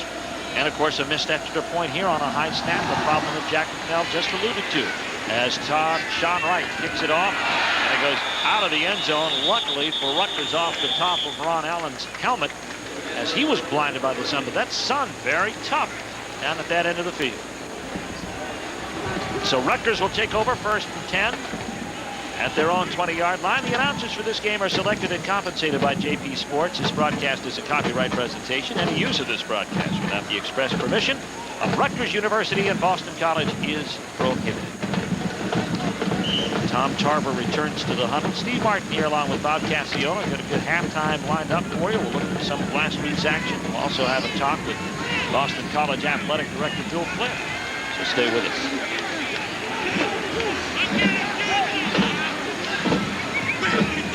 Tarver 1st and 10 on a long count. Bailey gets the pitch. Kelly in pursuit, but he gets away from him. But he can't shake Brennan, but a nice gain out to the 29-yard line. 9 yards on the play. Bailey, the sophomore out of West Milford, New Jersey. He's not a big kid. He's a never-say guy, but he's never-say-die guy. But he is quick, and he got on the corner that time. They haven't been successful inside, so they're trying to put the ball on the corner by changing their formations. They had 3 guys flanked to that side to give him a chance to get upfield before Brennan made the hit from his free safety position. An update on that injured player. There you see Bill Bailey. Ivan Boyd, who left the game with an injury, had a knee sprain. His status questionable. Timeout now called by Rutgers. They're first here with 6:15 left to go in the first half of play. Tom Tarver didn't like what he saw defensively and is going to go talk it over with Doug Graber. Graber has a considerable amount of experience both in the college and the pro ranks. 1 year as a head coach at college at Montana State. Then he got picked up quickly by the Kansas City Chiefs as their secondary coach. Graduate of Wayne State. He coached there 1 year, as you mentioned, at Montana State, went on to Kansas City, and most recently he was the assistant to Ray Perkins at Tampa Bay. So the pro influence is there, particularly in his feelings about defense, which mean a lot of man coverage, a lot of aggressive play, blitzing. From an offensive standpoint, he's brought the single back passing offense to Rutgers this year. The way that both of these coaches are very similar in the way that they use their offense. As you look at the play selection, Rutgers has tried to stay primarily on the ground. BC just about an even split. You know, Jack Bicknell talked a little bit when we just heard him about the punting game, about it, getting his team to relax. He really means that. They've got to relax and start playing with confidence. Defensively, they've accomplished that. Defensively, they do play with confidence, and they played some tough people already this season, and they've played them very tough. But offensively, they've sputtered, and he knows that. They've got to get some continuity into their offense. 6:15 left to go. First half of play. It's Rutgers trailing Boston College 13-7, and the Scarlet Knights have a 3 down, more or less. 2nd down and 1. Their own 29-yard line. Single setback is Bailey for Tarver. He gets the call, and he does not get the first down. Marinero was the first man to wrap him up and hauled him down at the 28-yard line. Very quick as he comes off the ball, Mike Marinero. Very active. They call him Muscles because he's a guy that's always in the weight room at 6'3", 274, and he has been active. He came into this game with 15 solo tackles from the nose tackle position. Just a sophomore, 6'3", 274 from Andover, Massachusetts. Had a sack coming into today and a tackle for a loss. 3rd down and inches. Rutgers trailing 13-7. Both ends are in tight, and the 3rd one in for good measure. Tarver calls his own number and surges straight ahead. Looks like he's got the first. Good job up front for him by the junior at center. That's Travis Broadbent. He just followed his big center up in front as you watch number 54 in the center of the screen, and he's working against Marinero, and he gets up on him and gets him high. When you get him high, you can move him back, and his quarterback just follows him for the first down. 1st and 10, Rutgers at their own 32-yard line. 5:35 left to go in the first half. Rutgers losses to Penn State and Michigan State, wins over Colgate and Kentucky. BC's lost to Pitt and Ohio State, and they beat Navy last week. Melton in motion, the pitch comes to Bailey. Bailey over the 35-yard line out to about the 37. Brought down by Matt Kelly. Also helping out on the play, Jason Pahopek. He's getting up slowly. William Bailey is likened by his coach, Doug Graber, a little bit. He says he's a kind of back that reminds him a little bit of Barry Sanders. Not real big, but very quick, very durable. At 5'6", 180 pounds, as we watch Pahopek, number 46, coming across, and he gets down. And as he comes across and slips back, his own man, number 92, Kelly, came across and caught him. Looks like it might be the left leg or left knee. Let's hope not. Let's hope it's not that knee. Knee or possibly ankle as they look at it on the far sideline. Pahopek, who was the ECAC Player of the Week defensively with 3 interceptions and 11 solo tackles against Navy last week. And he has been strong here thus far this afternoon. Several tackles for loss, several for no gains on key 3rd down situations. Getting up slowly. Tom McManus would spell him in the linebacker spot. BC has used a lot of linebackers. They've got some nagging injuries to Ivan Caesar and Kevin Pearson. Well, he's good. He's coming off here. So there's Pahopek out of Dover, New Hampshire. Looking ahead for these two. This is why this game is so important, because Rutgers takes their next 2 on the road beyond this one to Pitt and Syracuse. BC as their next two home, Army and Penn State, all against quality Eastern competition. As Pahopik comes to the sideline, 5:05 remaining. We've got McManus in at linebacker, a sophomore out of Edgewater, Florida, in for Pahopik at the linebacker position. And McManus is one of those group of fine young defensive players that BC has. He really has been active. Second down, 5. Play fake, nice one by Tarver. But he's not going to get away from Kevin Pearson. Pearson held his ground and flattens him at the 37-yard line. No gain. Pearson, a fifth-year senior out of Andover, New Jersey, stayed at home. He's an experienced player, and he hung in there as Tarver tries to run this bootleg, and he runs it well. Watch the play fake here. Good play fake to his tailback. Bailey comes out with the play, and then you'll see number 56 hang around, and make the open field tackle. Third down coming, 5 yards to go. Boston College leading 13-7. It's been a strange game from many aspects. Rutgers touchdown set up by a fumbled punt return. BC's go-ahead touchdown set up by a blocked punt that was returned for a touchdown. BC blitz on, Tarver reads it and gets rid of it before McManus gets to it. It's not only Tarver that has to read the blitz. The wide receivers looking into the football have to anticipate it because it changes the coverage. That time, as Tarver read the blitz and the linebacker was right in his face, watch it coming. Here's McManus, 53, right there. He tried to dump it off to the hot receiver. The hot receiver, 18 in this case, Guarantano, wasn't looking for the football, and he knows. So Andre Green goes back in punt formation as David Dunn steps to the football for the 7th time this afternoon. That's how well BC's defense is operated. Gets some time this time, but it's a short kick. End over end, a wobbly one, takes a Rutgers bounce. Green fields it out of bounds at the 33-yard line. So that's where BC will take over with 3:55 left to go as Dunn strolls to the sidelines. Halftime today, we've got lots of things coming your way. We'll look at our week in review with Great American Independent Football. We'll also have our Student Athlete of the Week. Great American Champion will salute a fine Rutgers player who's performed well in 2 sports, James Cam. And also we'll have an interview with Bill Flynn, stepping down after many years as athletic director at Boston College. All of that coming away at halftime, so stay with us. Len Foley on first down. Looking for it all. Has Miller behind his man, but underthrows it. Covering on the play, Ron Allen. Excellent coverage by Allen, the senior. He was with him step by step. The ball was thrown up a little bit short. But BC coming out with 3:50 on the clock, first down, the ball sitting on a 32-yard line, looking to get the ball upfield, looking to go deep. BC can thank their defense for where they sit right now. They played well defensively. Foley would like to get it cranked up offensively. Got a 53-yard pass to Mark Chavira for a touchdown. His 4th touchdown pass of the year. Draw play to Toner. Toner has Wilkes to beat and does. Gets out of bounds at the 37-yard line.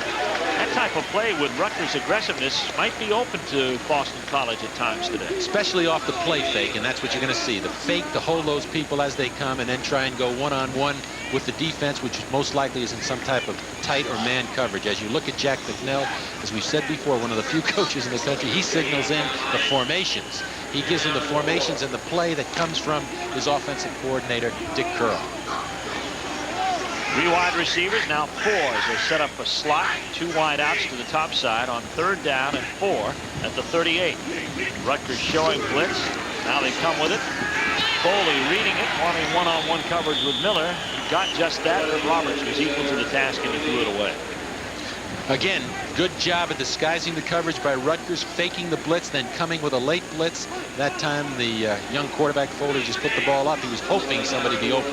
You got to be careful about that. That's how interceptions come. Well, here's BC back in punt formation for the 4th, actually the 5th time today. Scott Wood is the long snapper. Kushner is there to kick. 10 men on the line of scrimmage now for Rutgers. Now they bat one back. It's a low snap. But Kushner responds with one of his better punts. Here is Roberts. Running up through the middle, squirts away from several people, but Donovan is the man who picks him up at the 25, and we have a flag down on the play back at the 20-yard line. A 43-yard punt by Bill Kushner, and that is his best of the day. We've also got an injury, and I hate to think it, but it looks like Mark Chimura is down. Chimura's helmet is off. Penalty on the return team, 15 yards. As Chimura's looked on. There is one player you can't afford to lose. Let's hope he can get himself up here. Flipping on the receivers, half the distance, 1st and 10. It looks like he's clutching his left hip. Jack McNell looking over as the trainers. Watch as you see on the left side. Here comes Chimura, 89, and here comes the clip as he comes off here. Excuse me. Well, he caught a knee. He caught a knee from his own man. Excuse me. He caught a knee from his own man on the left side. Donovan is the man who made the final hit, but Chimura is the primary concern right now as he lies on the field at the 23-yard line. He's talking things over as Chimura in some obvious pain, as you can see from that picture right there. And that will have a lot of impact on BC's offense. Let's look at it from another angle. There's the catch by Roberts as he tries to return the ball. Here comes Chimura in from that side. There he spins around as he goes down. It's Malik Jackson who comes across and accidentally just puts that knee on his hip. Chimura has been his most reliable receiver thus far this afternoon, as evidenced by the 53-yard touchdown. He came into this game averaging over 9 yards per reception as a tight end. Came in with 15 for 140 yards. Has already scored 1 TD, had 1 before that. He's sitting up now, so keep our fingers crossed and he'll be up and ready to go. There he is. Outstanding player. And only a junior. Heads to the sidelines.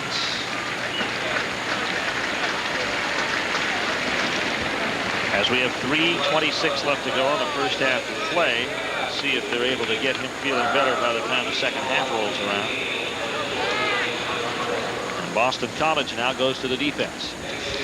Tom Tarver very unsuccessful this afternoon in the first half with his offense. Is backed up deep in his own territory. BC can do whatever they want. There's only 3:26 on the clock. That defense may be looking to get a turnover, get the ball back quick, and get some more points. So Chimura is helped to the sidelines, and judging by the gingerly fashion in which he's leaving the field, we would really question as to whether he'll be back. Out of the I formation. Rutgers backed up to the clip. Play action fake. Pearson puts the pressure on. Pass to Bailey, complete to the 17-yard line. Matt Kelly. Dave Johnson make the tackle. He was looking to go upfield to Quarantano, the wide receiver number 18, coming from the split position, but he wasn't open. He tried to finally found his outlet. Bailey got the ball off him, picked up a few yards as they took Chimura right to the locker room after that injury. We'll get a report for you as soon as possible. Brantley is split wide to the top side for Tom Tarver. Garantano is to the bottom. Gain of 7 on that first down play. Here comes T.K. Dorsey trying to get some hard yards out to the 20. Marinero is there to help out on the stop, as well as Tom McManus, who's come in place of Jason Pahopek, who also left with an injury. He gave him the first down on the mark, so Rutgers accomplishes one big thing. They get a first down. They don't have to punt the ball back, and BC's defense has got to dig in, try and get it back to 2:38 left. BC has 3 timeouts remaining. Rutgers has 2. Trailing in the ball game, 13-7. The Scarlet Knights have the ball, 1st and 10 at their own 20. Brantley split wide to the top. Garantano wide to the bottom. Split backfield indicating a pass coming up for Rutgers. Tarver can't get away from Caesar. Now does. Tarver scrambles his way to the 24-yard line. McManus downs him, and how Caesar wasn't able to wrap him up, I'll never know. Tommy Tarver at 6'1", 205 is strong, and watch him get away from the grips of the outside linebacker Ivan Caesar, who's going to come in here, number 88. You're going to see the pressure. There he is. He's got him right now, but he doesn't hold on. And Tarver doesn't go down. That's a great effort by this senior out of Jackson, New Jersey. And he gets forward, avoids the hit, gets the ball upfield, and now another timeout. Timeout called by Boston College, so they have 2 remaining. They see with 2nd and 7 coming, they could possibly get the ball in good field position, and considering the fact they blocked 2 punts today, certainly want to possibly try their luck at a 3rd. Jason Mahopik returns to the Boston College defensive lineup as Tom Tarver looks toward the sideline. BC now coming with an extra defensive back, figuring pass in this situation. They may go with man coverage and blitz Tarver, get him for another loss, and call another timeout. They've got 2 remaining, so they can play with the clock a little bit. Mahopik returns. Kelly also returns to the huddle after talking things over with Jack McDell on the near sideline. 2nd and 7 for Rutgers.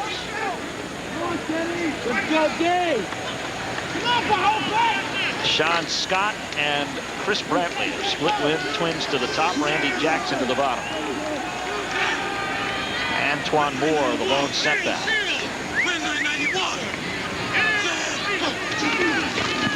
Quick out to Jackson, complete.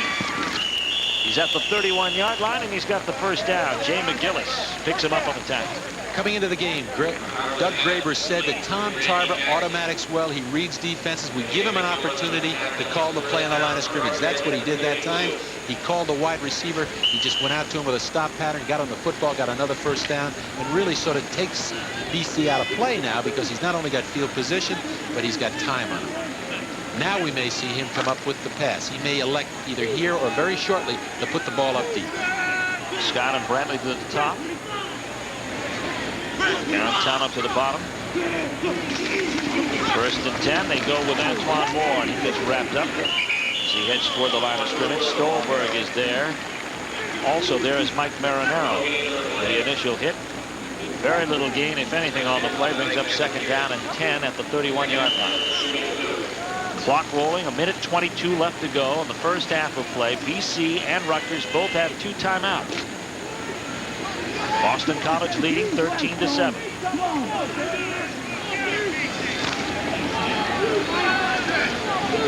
Scott and Garantano split to the top. Randy Jackson to the bottom. BC faking blitz. Now they say that Mitchell was the man who moved ahead of time. Let's see what the call is going to be. Was BC enticed or were they encroaching? It's going to go against Rutgers. They're going to call a play against the offensive left tackle. Number 60, Alan Mitchell, who they say when the BC players started to move across that line of scrimmage, he moved.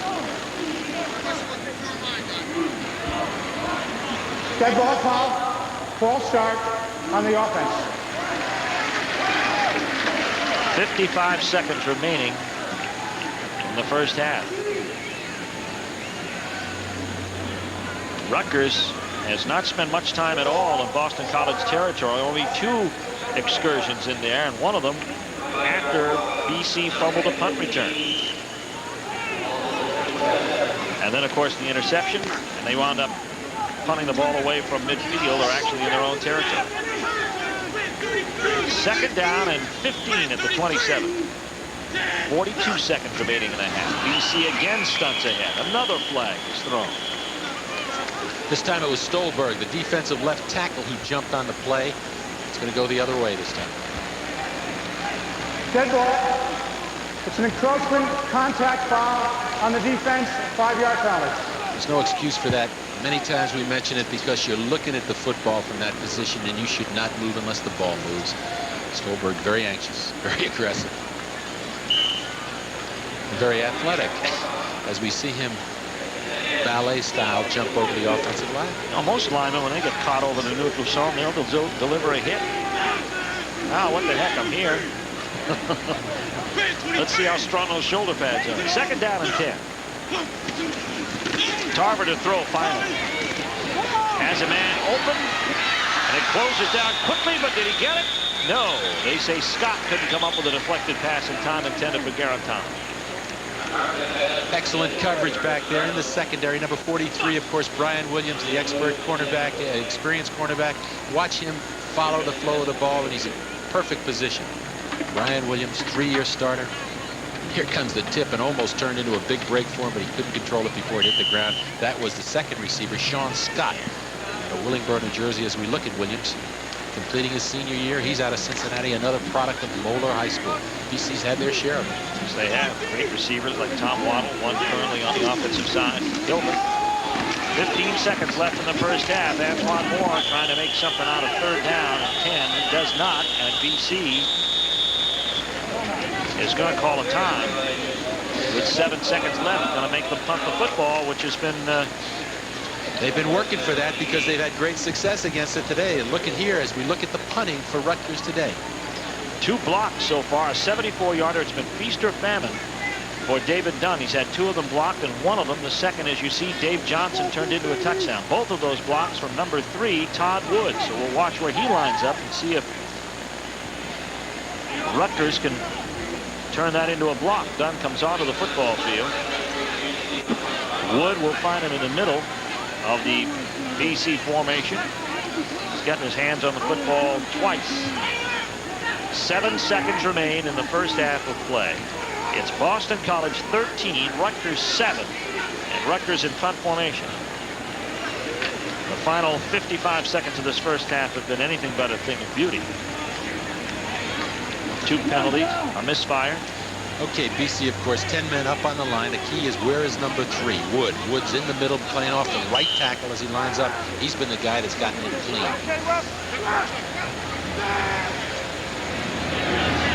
Uh-oh. There's going to be a penalty against Rutgers. Green gets away from it as it takes a BC bounce near midfield at the 45-yard line. Rutgers is leaning back on the play. But the penalty being on the offensive team. The last play of the first half. Let's see if it's taken. John Sophie going to make the call. He tries to clear the field. Illegal procedure on the offense. 5-yard penalty. They got to kick it, sure. Here we go. So BC gets another chance to block this kick. As you look at it, the right tackle, right end, leaned back before the snap and got caught for it. Here comes Graber looking for an explanation. He doesn't want to have to go through this again. So we've had a lot of sloppy play this first half. Lots of penalties, lots of mistakes on the part of both, but the most costly, of course, have been the 2 punt blocks. Still 4th down. 2 punt blocks against Rutgers that have turned into scores and really hurt them badly. Got BC back in this ball game. And here we go again. They'll try one more time with nothing left on the clock. So while Dunn has kicked a 74-yarder, his last 4 plays have not been successful as far as punting is concerned. He's been in the 30s when he hasn't had it blocked. So Green will move up. BC. They may not. What they've done here is Rutgers, with no time on the clock, is just going to sit on the ball with Tarver coming in at quarterback, so they elected not to punt. Very smart. Here along with Bob Cacciola as Boston College gets set to kick off. Rutgers deferred their option to the second half. They've elected to receive. Sean Wright to do the kicking. Rutgers will take the sun in their eyes here in the 3rd quarter, and that's been a factor in this game as we've seen several punts drop as Wright's kickoff drives Melt deep in the end zone, and he's told by Ron Allen, don't even attempt, come back. Let's take a look at the halftime stats. Valvoline halftime stats here, and the total defense is important here. Total offense, actually. Rutgers held to 72 yards, BC with 163. Not much offense, really. Never got great field position 2 times once they got it off a punt block. Basically, it's been BC on offense, fluttering and stammering, but hanging in there with their defense.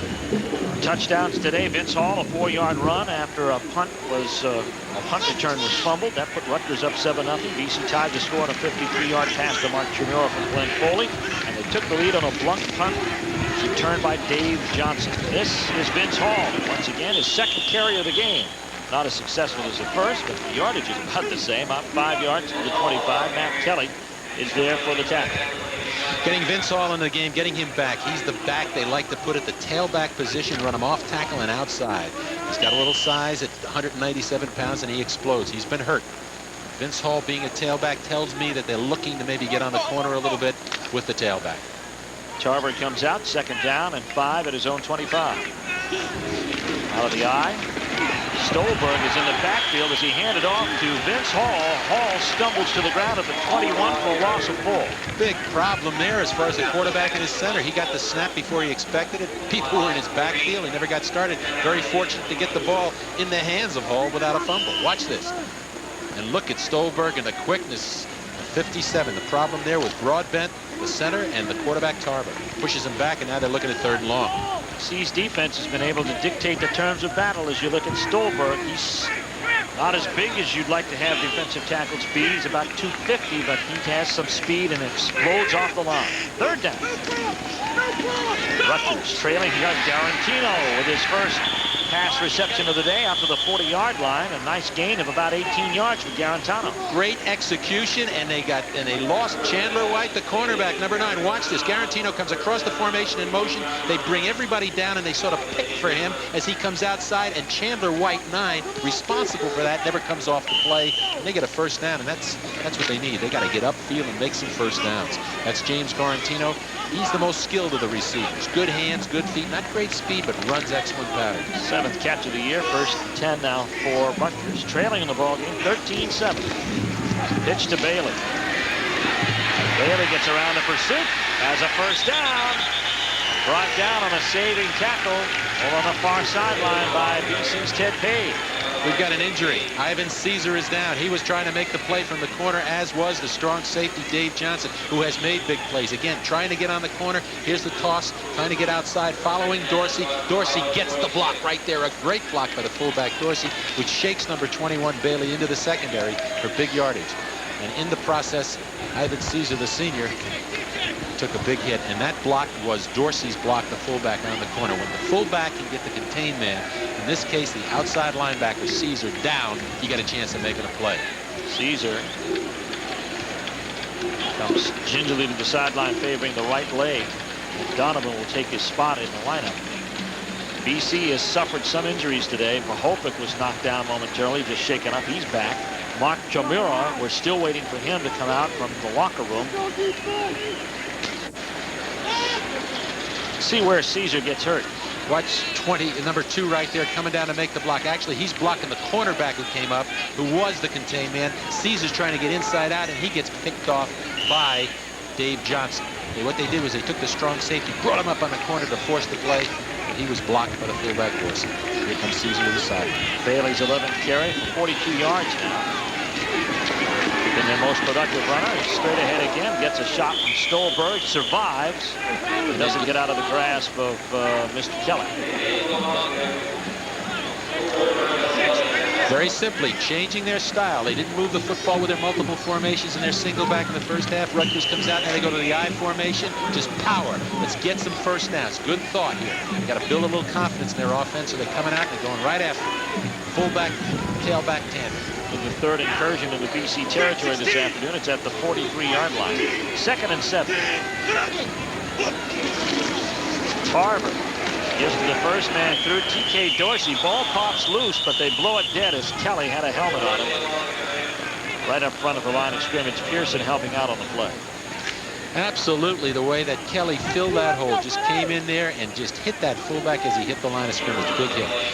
Rutgers looking to get some first downs with the run right now, but they eventually have to put the ball up and they've got to get down deep, and here's a possibility right now. They're looking at 3rd and 5, ball sitting on the 41-yard line of BC. Bad news for Boston College. Mark Chamura is out for the day. Muscle bruise in the back of the right leg.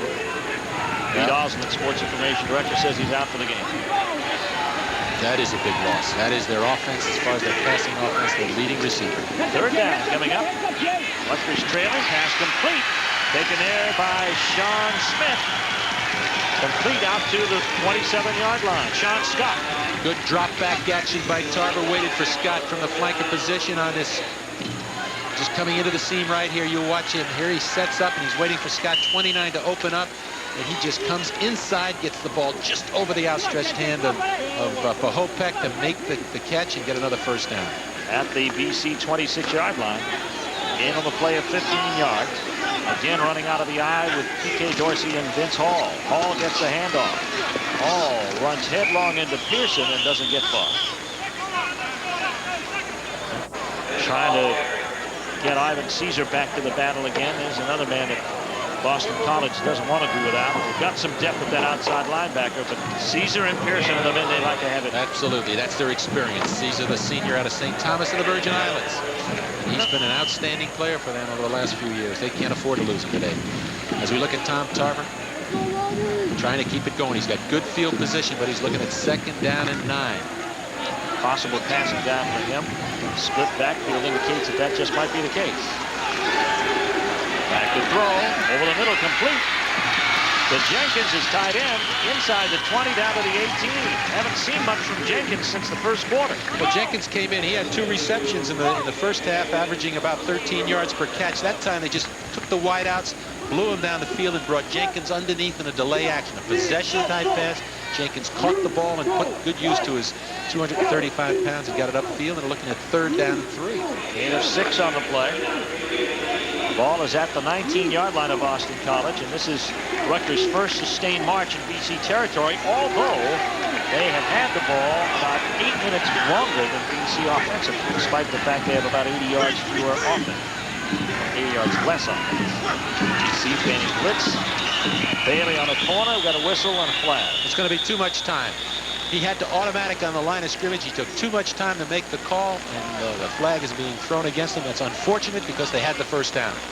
But it is an influence of the defense. Delay of game on the offense. He's trying to read what BC was doing. BC was feigning everybody up on the line of scrimmage. Had his play checked off properly. He obviously checked into the right one. And here, it's a good point, Steve, because you got to give credit to the defense. BC's defense is changing the front, changing the secondary coverage, and Tarver's trying to recognize that. Coming into the game, Graber, the coach of Rutgers, said that one of the things that BC does better than anybody they've played thus far this year is they change their coverages on you, and they do unusual things. They'll blitz off of a nickelback sometimes, so they've got to expect the unexpected. Man in the backfield, that's Antoine Moore throwing to the flats. To Garantano is Tarver incomplete. Johnson covering on the play, and it brings up 4th down and 8 at the 24-yard line. Tough pass to hit, man coverage from BC. The veteran Johnson covering Quarantano as he slants to the sideline. Very hard to make that hit. Good coverage forced an incompletion, and now they're faced with a 4th and 8. The ball sitting on the BC 24-yard line. Do you go for it? The wind is in your face. It would be a 41-yard kick if they decided to, and the field goal unit is staying on the sidelines. Benestad has kicked a long one of 39 this year, so Rutgers going for it. 4th down, 8. 2 wide receivers to the top side. Tarver with Antoine Moore alone. A muscle sprain, a bruised muscle on the back of his right leg, will not play again today. Now, lone tight end as Boston College goes to a 2-back set. Foley with plenty of time. Backs clear out. Frazier gets the ball and gains about 6 yards as he's marked out at the 30-yard line. Jameel Jackson is in on the stop. Foley looking to go upfield to his tight end that time, Bicknell, but he's covered. Watch this from his view. Here you see him dropping straight back. He's looking for 84. Bicknell to come across. He's covered by the linebacker, so he goes to the outlet, gets the ball off to his tailback, Frazier. Now, with the injury to Chimura, Bob, we may see a difference in formation by Boston College. They're in a single setback situation now with Toner, but we may see them go to 2-backs more this afternoon. Here's Toner. Slips inside of Elnardo Webster and gets up to the 33-yard line, where he is going to be very close to a first down. Matter of fact, they've given him a very nice spot there, but I think it's going to be back a little bit. Toner reading the block. Oftentimes, BC, you'll see them run the same play, but it'll go in very different directions. Well, their backs the ability of Toner to get outside this year, I think, is the big difference in them offensively. He's always been tough inside in the short yardage situations, dependable. He's really quite a football player. This year, he shows a little bit more quickness, and he's ready to break it outside. That time he did. It's going to be interesting to see if he picked up the first down. Be very close. He's going to give it to him. If it's on the pipe, he'll give it to him, and he made it. So. Yep. First down. Toner comes from pretty good football stock in his family. Grandfather played for the Packers. His father played for the then Boston Patriots. And there are many who feel that Toner, potentially with a strong year this year, could find himself, because of his versatility, in that same situation. And there's a guy whose father played right here at BC. Matter of fact, he's here today. Father Ed was a quarterback in the 60s. 1st and 10, Boston College. Frazier looking his way back to the line of scrimmage, and Webster says, oh no, along with Jameel Jackson. Gain of 1 on the play by Frazier, and he brings up 2nd down. It's starting to get a little heavy in there now. These teams really don't like each other a whole lot. BC has been frustrated by Rutgers the last 4 years. They've lost the last 4 ball games. The most damaging, I think, was back in '87 when they had a 14-0 lead on Rutgers and wound up losing 38-24. BC dead even, rush to pass. And they have only won 6 games since then. Big blitz on by Webster. Foley dances away from it and nearly completes a bullet pass to Andre Green, but Ron Allen is there to cover with Willie Wilkes. Very fortunate for Foley to get away from the rush of Webster coming from the right side. The big senior was in on him, but he just watches it. He just turns his shoulder. Watch the rush here as you see it coming from the right side. There he gets away from 93, comes up and tries to get the ball upfield. Good coverage here by Ron Allen, the Rutgers cornerback, as he is right there with Andre Green. A nice move by Foley to get away from Webster, who made his rush a little too shallow. 3rd down and 9. 2 wide outs. Man in motion. Foley. Blitz from behind. He's hit. Fumble. And it is recovered by Rutgers. Elnardo Webster was the man who hit Foley. Almost an identical rush from the same time. Again, when you split receivers out, you shorten the corner, and that time Webster is going to be on the right side. Here's the exchange. Webster just comes right down on the tackle. Foley, in his half-sprint action, never sees Webster from the backside, and that's the ideal play. He creates the fumble. You feel good as a quarterback to come up from that, let alone get, that was a tough hit and a big play by Webster, just what the Rutgers team needs. They need some kind of a turnover to get them back in the ball game, and they got it from their defense. Well, they owned the ball for the first 5 minutes of the 3rd quarter after the opening kickoff. After about 4 plays, they've got it back again in Boston College territory at the 28. Trailing, however, 13-7. Bailey, the lone setback. Play fake by Tarver. BC in pursuit. Tarver in the grasp, but Kevin Pearson goes down, and he's blown dead there. No fumble. Kevin Pearson makes a big play, a bootleg that has been good to Rutgers today because the quarterbacks come back and look for his tight end. That time, again, he was looking for his tight end, Jenkins, but Jenkins was covered. Watch this. Number 82 is well covered here as he comes into his picture, and there's 82 right now, covered by 44 Johnson. But Tarver should never have taken a loss here. He should have put the ball up, thrown it out of bounds. BC went without a sack for their first 2 weekends against Pittsburgh and Ohio State. Came up with 3 a week ago and now have their 4th today. We have an injured Rutgers player on the field as Pearson gets into the action. You can only burn a guy once or twice, but really, that time Pearson was ready, and Tarver, as we look down, the injured player is Tarver. He was thrown to the ground. He is hurt. But Pearson made a great play because he stayed in his position and he sensed what was happening and he checked it out. So the quarterback for Rutgers is hurt, and that means they've got to substitute for him. Bill Chesna warming up on the sideline. Chesna is the next guy that would come in. Chesna is a senior from Mountaintop, Pennsylvania. They're going to rush him into the ball game here as soon as they give him the play. His tucked ankle, and while they carted him over to the sidelines, Travis Broadbent, the center, wasted no time getting over there to practice some snaps with the new man on board, Bill Chesna. They don't want to have any exchange problems when Chesna comes in. Boston College has sacked the quarterback 4 times, and it was on the 4th sack that Broadbent, or rather that Tarver, went down. He's down on the sidelines. 2nd down, 14 at the 32-yard line of BC. BC leading 13-7. Rutgers with the ball. Chesna to Hall. Hall headed to the sideline. A flag is thrown back at the 37-yard line. Okay, you got problems. You're going to get pushed back farther. The flag was thrown in the vicinity of the offensive line, so you're probably going to get yourself a holding call or something like that. Could be even a face mask. We'll see. Personal foul. Illegal contact to the head on the offense.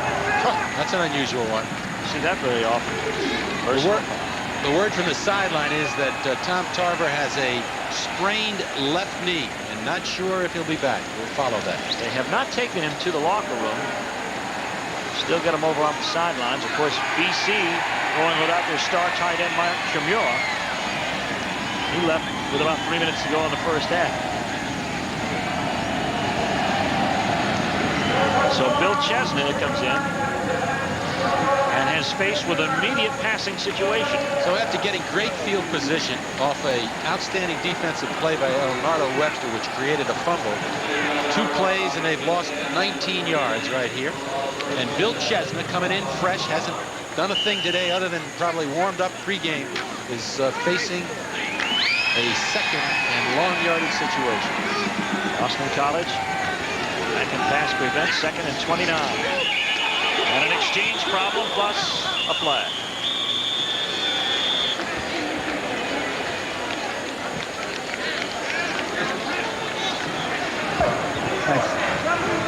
John Sophie. John Sophie's had a busy day. Dead ball. There is no play. It's a false start on the offense before the snap. That's the 10th penalty in this game so far this afternoon.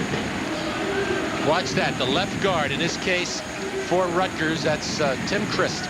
And, of course, the exchange problem. Even practice on the sidelines didn't prevent that. So Broadbent and Chesna still continuing to get familiar with the cadence.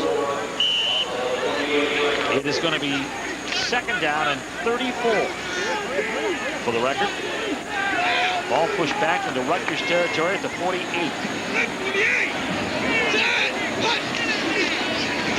They'll run the football. Antoine Moore going ahead, rips his way down to the 46-yard line of Boston College, a 5-yard gain. Ivan Caesar is getting ready to come back into the ball game, and he is back, as a matter of fact, and made that tackle. So they bring back into the game Brantley, the split receiver, and Chesna's got to put the ball up third. He's got a 3rd down and 28 yards. You got to believe he's going to put it up somewhere, get himself some kind of field position, at least get it to where it's a 4-down situation. They may go for it again on 4th down.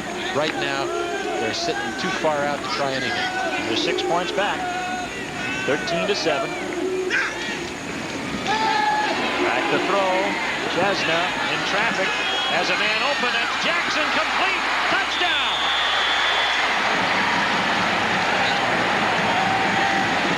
Hold it. We got a flag down, and it looks like it's going to go against Rutgers again. Unbelievable. Ivan Caesar motioning for a hold, and that's what it's going to be. Take the touchdown back. The 9th penalty on Rutgers. Well, I want to tell you, BC's got to breathe a sigh of relief. Very fortunate. Watch this. Drop back action. He's got Randy Jackson, a senior, very quick on the sideline. He just beats him on a fly pattern. It's a heck of a pass by Chesna right over the outside shoulder, and he dives to catch that ball, control it, get in the end zone, all for naught. They'll back it up to the Rutgers 44-yard line. There's Randy Jackson. Jackson said that it was exhausted. Get me out of here. Melton takes his place in the lineup. Doug Graber, obviously disappointed. Ivan Caesar was the man. Caesar's back in the game. That's right. Caesar's back in the game, so he came back off that injury he suffered a few plays ago, and he's back in the football game. They got their full complement on defense, BC. 10 penalties, but none as big as that one that wiped out a touchdown by Randy Jackson. Picking up 3rd down and 38. The Rutgers 44. Draw play to Antoine Moore. Not much happening there. That's about all they could do. Now they're going to have to punt the ball, hope they get field position out of it, but that was a disastrous series for Rutgers. Penalties galore, mistakes. Plus they lose their quarterback, Tom Tarver. Pahofik made the stop for the record, and here comes David Dunn, who's had a checkered pass, 2 punts blocked. He's had a school record, so he's experienced the highs. He doesn't do anything. He doesn't even rotate the laces to kick the ball. He just puts his head down. He's going to get it off. And what does it amount to? 25-yard punt for David Dunn, who boomed a 74-yarder earlier. They're a long way away from that. BC with the ball at their own 39, 1st and 10. Pass complete to Ray Hilbert, and he's out near midfield. Good enough for a 1st down, 11 yards on the game. This is what they did last week against Navy. They let the quarterback Foley just drop back and throw possession passes. So here he just sets up and drills the ball in there. Good possession pass, picks up another 1st down. 5:28 left to go in the 3rd quarter of play. BC moving near midfield, and of course, we'll remind you they're going without a talented tight end, Mark Chimura. They've assigned those duties now to Bob McNell, who ran in tandem with Chimura last year. Then he moved him off to the defensive side for a game or two, and then moved him back to the offensive side with the advancement of Page and Stone at defensive tackle. Here's Frazier on the pitch. Gets away from Miller.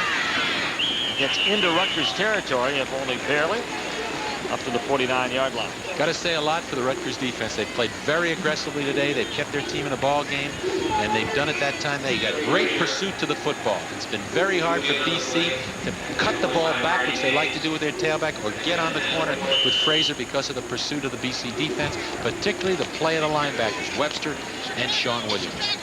Frazier, 11 carries, 28 yards. It's been tough yardage for BC on the ground this far this afternoon. intended for Green, and looked like Marshall Roberts looked into the sun and just couldn't pull it down. It looked like it was tailor-made for him. That was an automatic. He read the coverage. He wanted to get Green, Andre Green, the downfield, and he just flipped the ball up. He was expecting him to break upfield. Green did the opposite, but he almost threw it right into Marshall Roberts. Remember, this game is 13-7. We got plenty of time. A turnover, a break. Anybody can get right back into this ball game. BC's got to keep possession. Got to get upfield and make some points. Roberts scrambling defensively. 3rd and 9. 13-7 BC. Foley 8 out of 19 on the day. 147 yards, a TD, and an interception. Almost the same pattern to Bob McNell, just out of his outstretched arms. Covering on the play is Louis Beto. Louis Beto, a linebacker, gets tied up on the tight end upfield. Deep pattern there to number 84, Bob Bicknell, and he had good coverage on him all the way. Bicknell is a story when you think about it. Played tight end last year, came back this year. They needed a defensive tackle because of injuries. They moved him to defensive tackle. Long snaps, he does everything for him. Back at tight end now because of the injury to Mark Chimura. Bill Kushner in the punt. He looks like he's gained some confidence. Marshall Roberts will get away from it. The ball rolling dead and then squibs into the end zone. And it's going to be Rutgers' ball coming out at the 20-yard line. 49-yard punt by Kushner. And look at Rutgers' yardage today. They have not crossed the century mark. The penalty yards exceed anything they've done in one particular category this afternoon. 87 yards penalty. So Bill Chesna's the man of the hour now for Rutgers. Tom Tarver with a sprained left knee on the sidelines, possibly could return. Right out to Chesna's ball.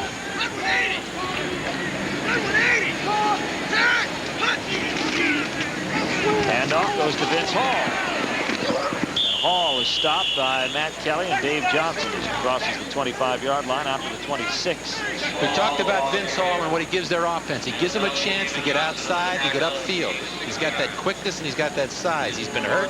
They have to alternate him every once in a while, but that time he shows he's the kind of guy that can get outside for you and pick up some good yardage. 5 carries, 13 yards, and a touchdown. 4-yard romp after Boston College had dropped a punt inside their own 10-yard line. 2nd down and 4. Pitch goes to Bailey, and Bailey's buried by Jay McGillis behind the line of scrimmage at the 23. How many times have we seen that young man make big plays for Boston College? He loves to come up on the corner at 5'9", 178, and he makes big plays against the pass. We saw it against Pittsburgh in the opening game of the season. He just comes right up on the line of scrimmage and plays his corner position from there and buries Bailey. Former quarterback out of Brockton, Massachusetts, a redshirt freshman. Well, you know, they like to tell you that Brockton, they're tough when they come out of Brockton. There's a lot of people that have played, a lot of great athletes. And Jay McGillis is wonderful, along with Marvin. There's Chesna. Ball seemed to sail. Looked like it possibly was tipped, and flags fly in the vicinity of Jay Clark and Gary Melton, indicating possible interference. He may have held him so he couldn't make the break. They were looking to hit him on a slant pattern, Gary Melton, and let's see what the call is here. We've had so many flags. Wow. Pass interference on the defense, automatic first down. That's a big break. Big break for Rutgers. Drive mover for Bill Chesna. Let's talk about Brockton. We don't want to leave out the most famous of all, do you? Rocky Marciano. We'll leave that out. City of great athletes. Recently, they've had some great high school football success with state champions, and Jay McGillis has been part of it to complete that point. But the interference penalty now will push Rutgers upfield. This one is in their favor and moves out to the 33. So first down here for Rutgers at the Rutgers 33-yard line with 2:51 left to go in the 3rd quarter of play. Chesna with a lone setback. That's Bailey behind him. Neither team's been able to get anything going on the ground. Here's Bailey. And that's one reason why Ivan Caesar wrestles Bailey to the ground on the far sideline.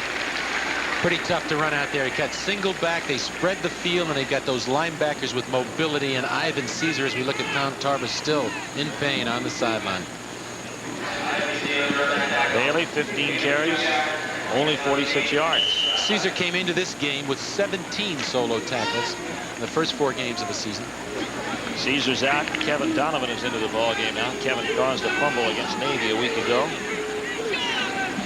BC develops some depth in those outside linebacker spots. 2nd down and 8 now for Rutgers at their own 34. Play action for Holbeck in the backfield. Can't wrap up Chesna. He scrambles and it's almost intercepted by Dave Johnson. Intended for James Jenkins. That's the bootleg play they like so well when they have Tom Tarver at quarterback. They tried to execute the same play. Chesna did well to get the pass off, almost threw it. Here it is, the boot action. There's Stolberg, the first to hit him. Coming up from the outside, ready to take a shot was Marinaro. He was picked off. And later, it was Donovan who got in his face. But there's the pass. And again, the Rutgers offense really generating nothing of any consistency today. 3rd and 8. They've been thrown into a lot of obvious passing situations. Both teams have done a good job defensing first down. BC's ground game hasn't succeeded today, but Foley's been a little more successful in the air. 3rd down and 8. Rutgers trailing 13-7. Chesna steps up, fires, incomplete, intended for Gary Melton at the 46-yard line of BC. Again, Chesna's an athlete. He gets away from the rush that time, but he just gets the ball up a little too high, and Melton couldn't handle it. And the BC defense, and we've been just repeating that over and over again, gets the ball back, and they should get it back in good field position because they got a little wind in their favor. And we know who's punting the football. Mr. Dunn. Headed to the locker room, a heavily bandaged left knee. He's going with the help of a walking brace. Boston College in the meantime with a 13-7 lead with the ball as we move it up over the 45, or actually the 40-yard line to the 42. Ed Toner on the carry. We have 1:39 remaining in the 3rd quarter. Boston College 13, Rutgers 7.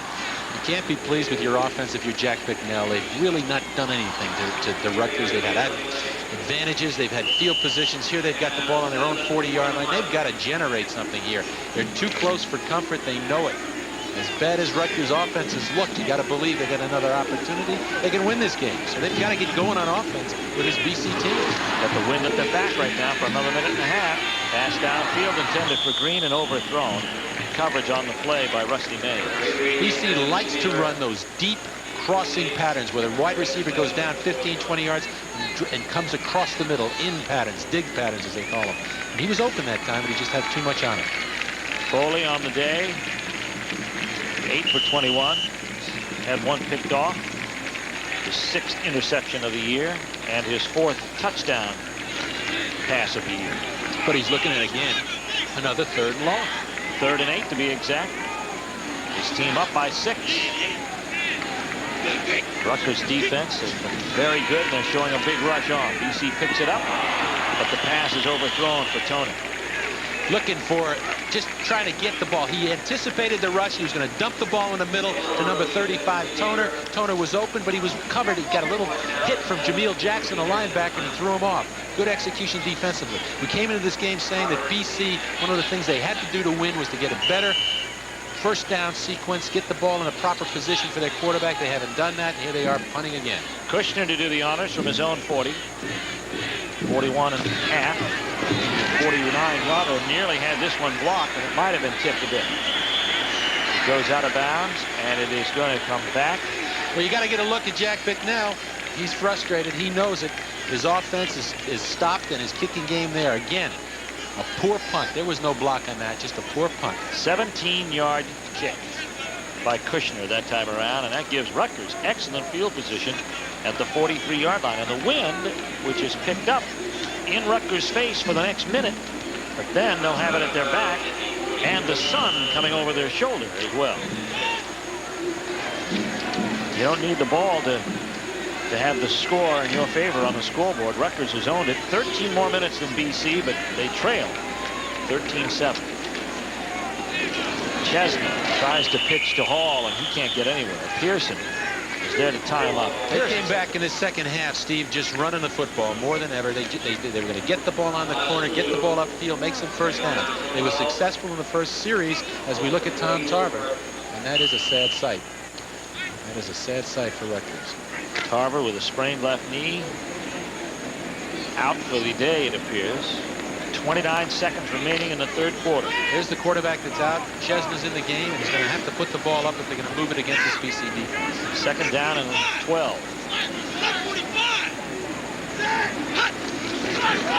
Chesna. Pass is blocked by Stolberg.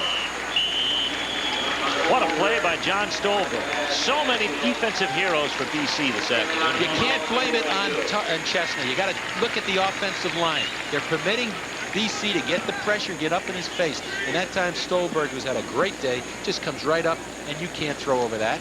He threw over 6'2". He stretched himself out, and he couldn't do it. Rutgers 4 out of 14 in third down conversions. They're facing 1 3rd and 12 now.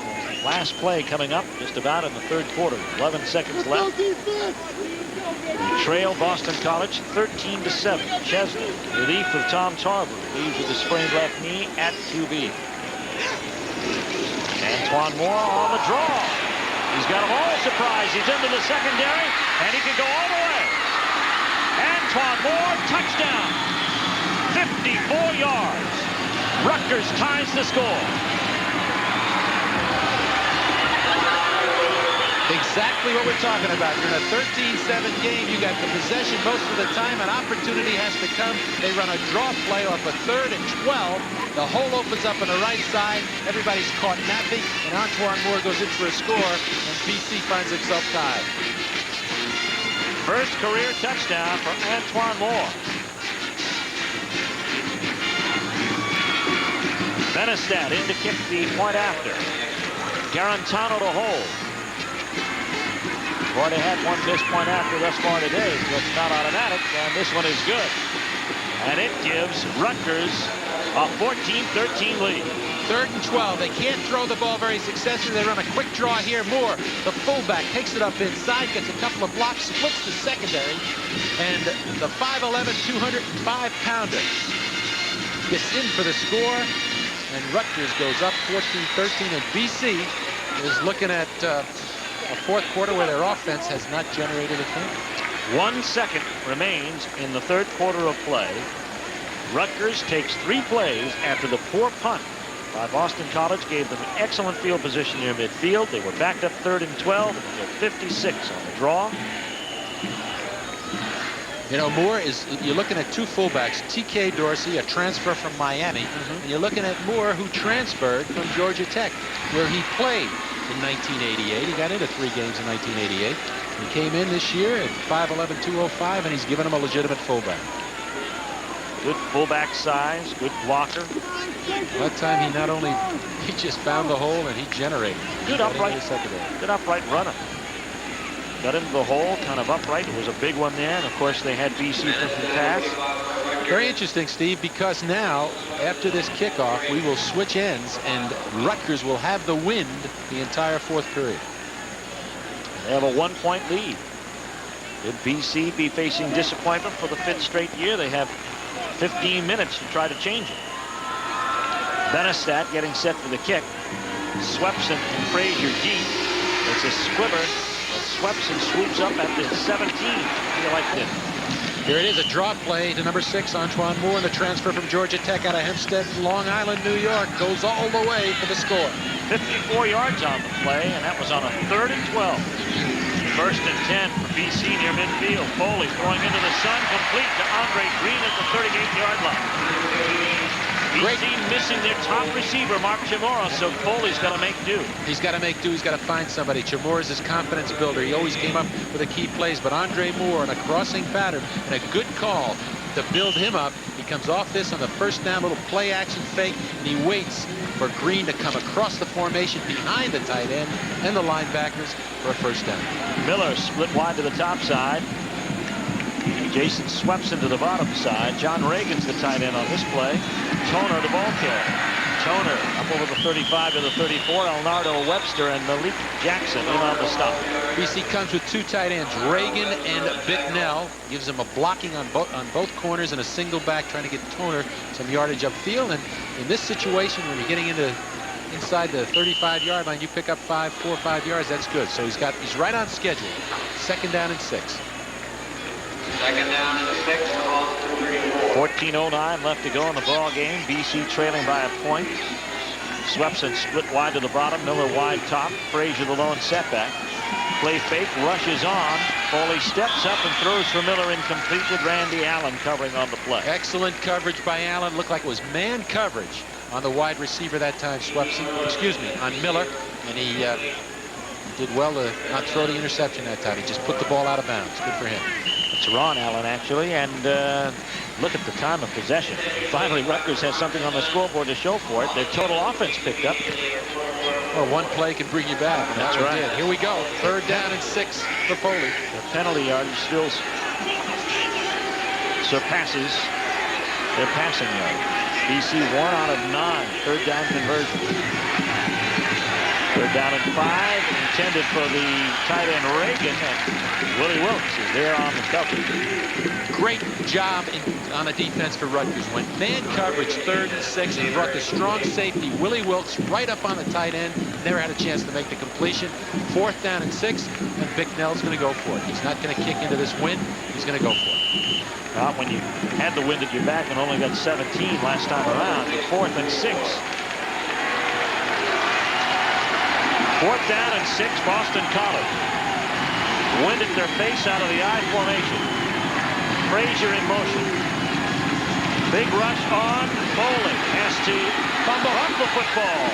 And it's going to be Rutgers ball at the 41-yard line, picked up by Jameel Jackson. It would have been a change of possession anyway, but not in the area that they wanted. You got to be impressed with Rutgers defensively. They put pressure on you. Here Foley comes out, a little half roll, tries to set up and deliver the football. It wasn't there because somebody was in his face, and he never got a chance to scramble back. Pressure by the down linemen as well as the outside linebackers. Corey Kozak was the man who put the real big pressure on, and Jameel Jackson was the man who came in and finished it off.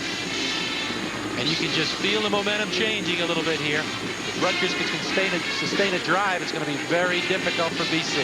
At the wind at their back, 43-yard line. Rutgers in the lead, 14-13. The pitch to Bailey. Bailey has to cradle the football, but gets a nice 9-yard gain. He's going to be shy of the 1st down. Tripped up on the play by Brian Brennan.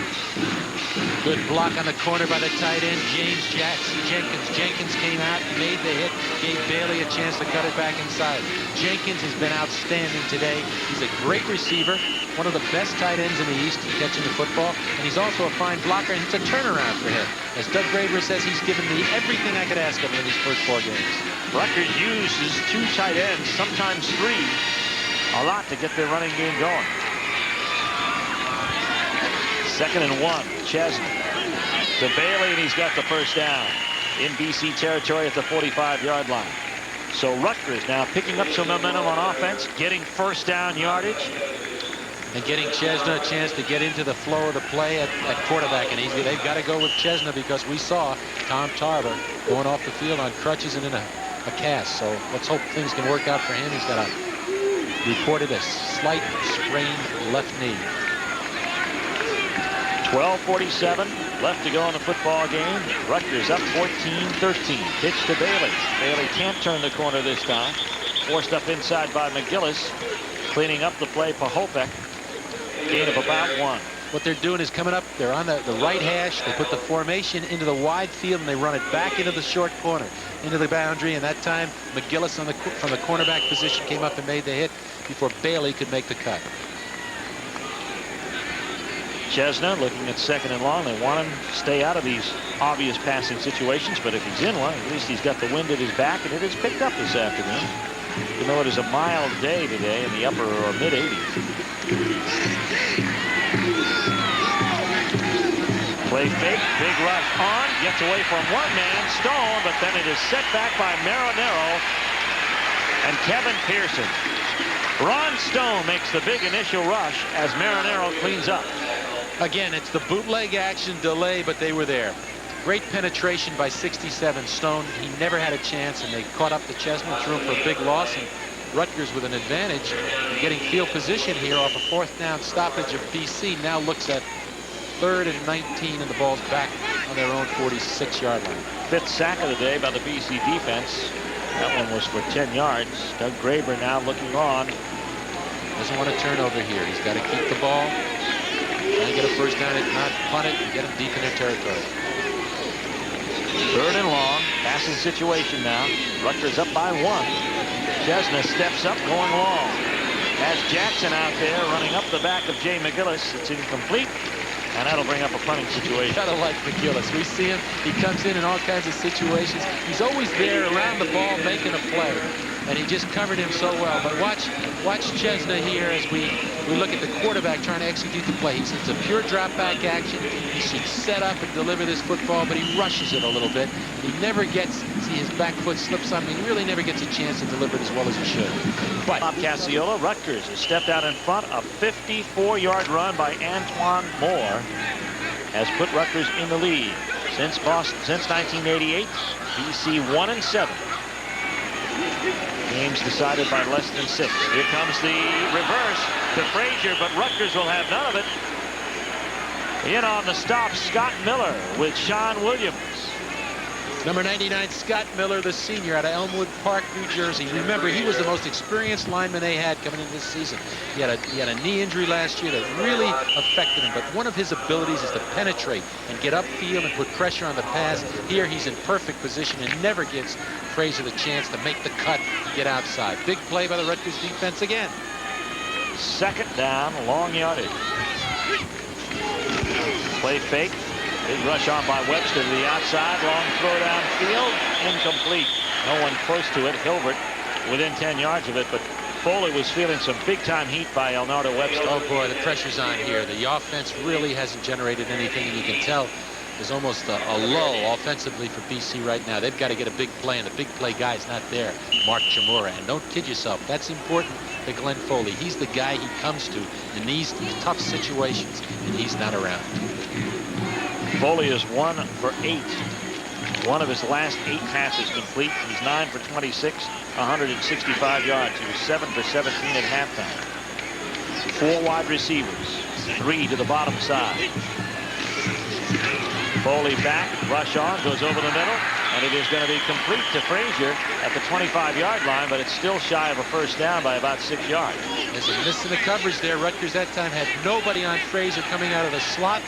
And it looked to me like the safety man was not there, and Frazier, they give him the catch, and he gets the first, he doesn't get the first down, but he gets it upfield enough for them to punt the ball. Tim Frazier, the senior. 4th down coming and 6.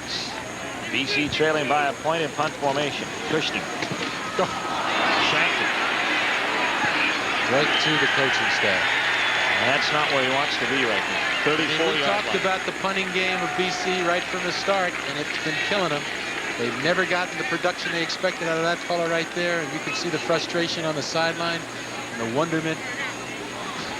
Jack Bicknell's wondering what else can happen. 11-yard punt. He's had a 17-yarder today, and this puts Rutgers in excellent field position with 9:34 left to go. They're up by a point, 14-13. They can drain some clock and get an all-important score. And of course, the missed extra point by Boston College comes back to spook them again. So the kicking game has been important in a lot of aspects here today. Chesna, 1st and 10. Bailey runs into the secondary, and Kelly knocks him down at the 28-yard line. What they do is they get Bailey deep, single back, they toss him the football, get it deep to him, and as he comes to the sideline, he just looks for a seam. If he can't break it outside, he breaks it inside. That's perfect. He picks up 7 yards, and there's Doug Graver with his... That's Mose Risen, his wide receiver coach. He is sending in the formations to the receivers. To the right of Doug Graver is Frank Alonzo, who is an assistant coach who signals the play to Bill Chesna. Alonzo was on the Pittsburgh staff last year. 2nd down and about 3 after the 7-yard gain by Bailey. And this is going to be T.K. Dorsey, who goes straight ahead and has the first down, or it looks like it. Elsewhere around the country in college football this afternoon, another busy afternoon. Notre Dame 25 or 24-15 over Stanford.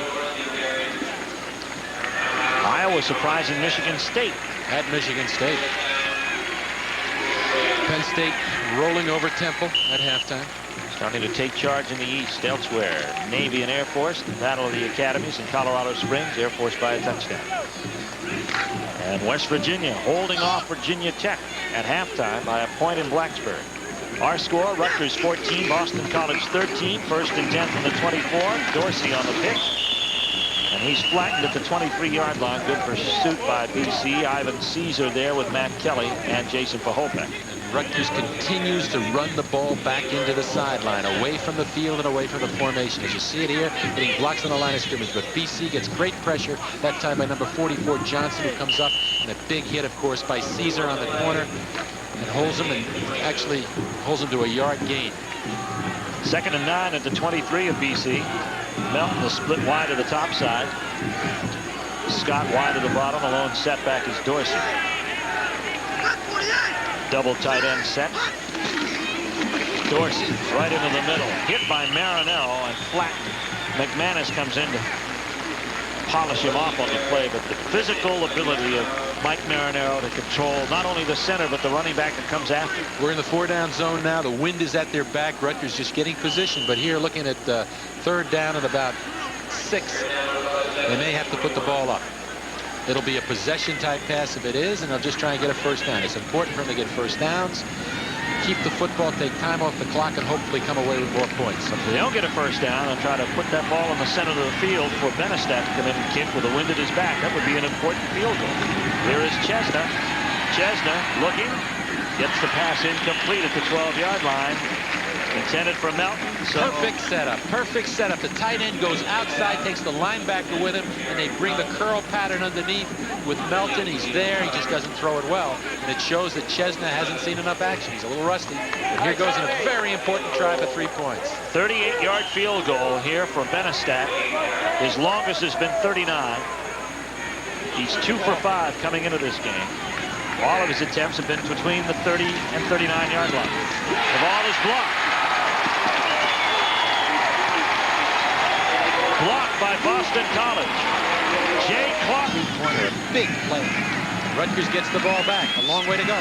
Still 1-point ball game. BC with the football at their own 17. Back to throw. Foley has time over the middle for Green, incomplete. Marshall Roberts covering on the play with Malik Jackson. Should be pointed out that Rutgers is making a lot of adjustments in its secondary today because of injuries. Jay Bellamy, a true freshman, out at free safety. They've had to shake everything around. They're looking for Green. Andre Green has become the receiver. He runs that deep in pattern where he comes down about 15 yards across the middle. That time the linebacker's got a good drop. The ball was close, but he couldn't come up with it. 6:57 left to go in the football game. Both teams have their full complements of timeouts. BC looking at 2nd down and 10. 3 wide receivers to the top side. Foley's looking that way, now scrambles to the bottom. It's his release valve. Toner at the 20. He's knocked out of bounds at the 20-yard line. BC fans and BC sidelines want extracurricular penalty thrown in, but they won't get it. Well, again, a lot of pressure on the quarterback, Foley, that time. He was looking upfield to get it, but he couldn't get it there. He went to his outlet. Toner at least picked up a little yardage for him. But again, 3rd and 7. As you look at Bicknell, he's signaling the play and also the formation. Or that his tie isn't close enough to the top of his collar. One of the 3.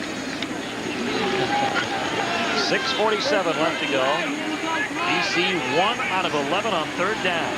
And this is a big one. 3rd and 7. They trail by a point. Foley, the pass, rushes on. Pass incomplete. Intended upfield for Hilbert. And he was leveled up there by Ron Allen.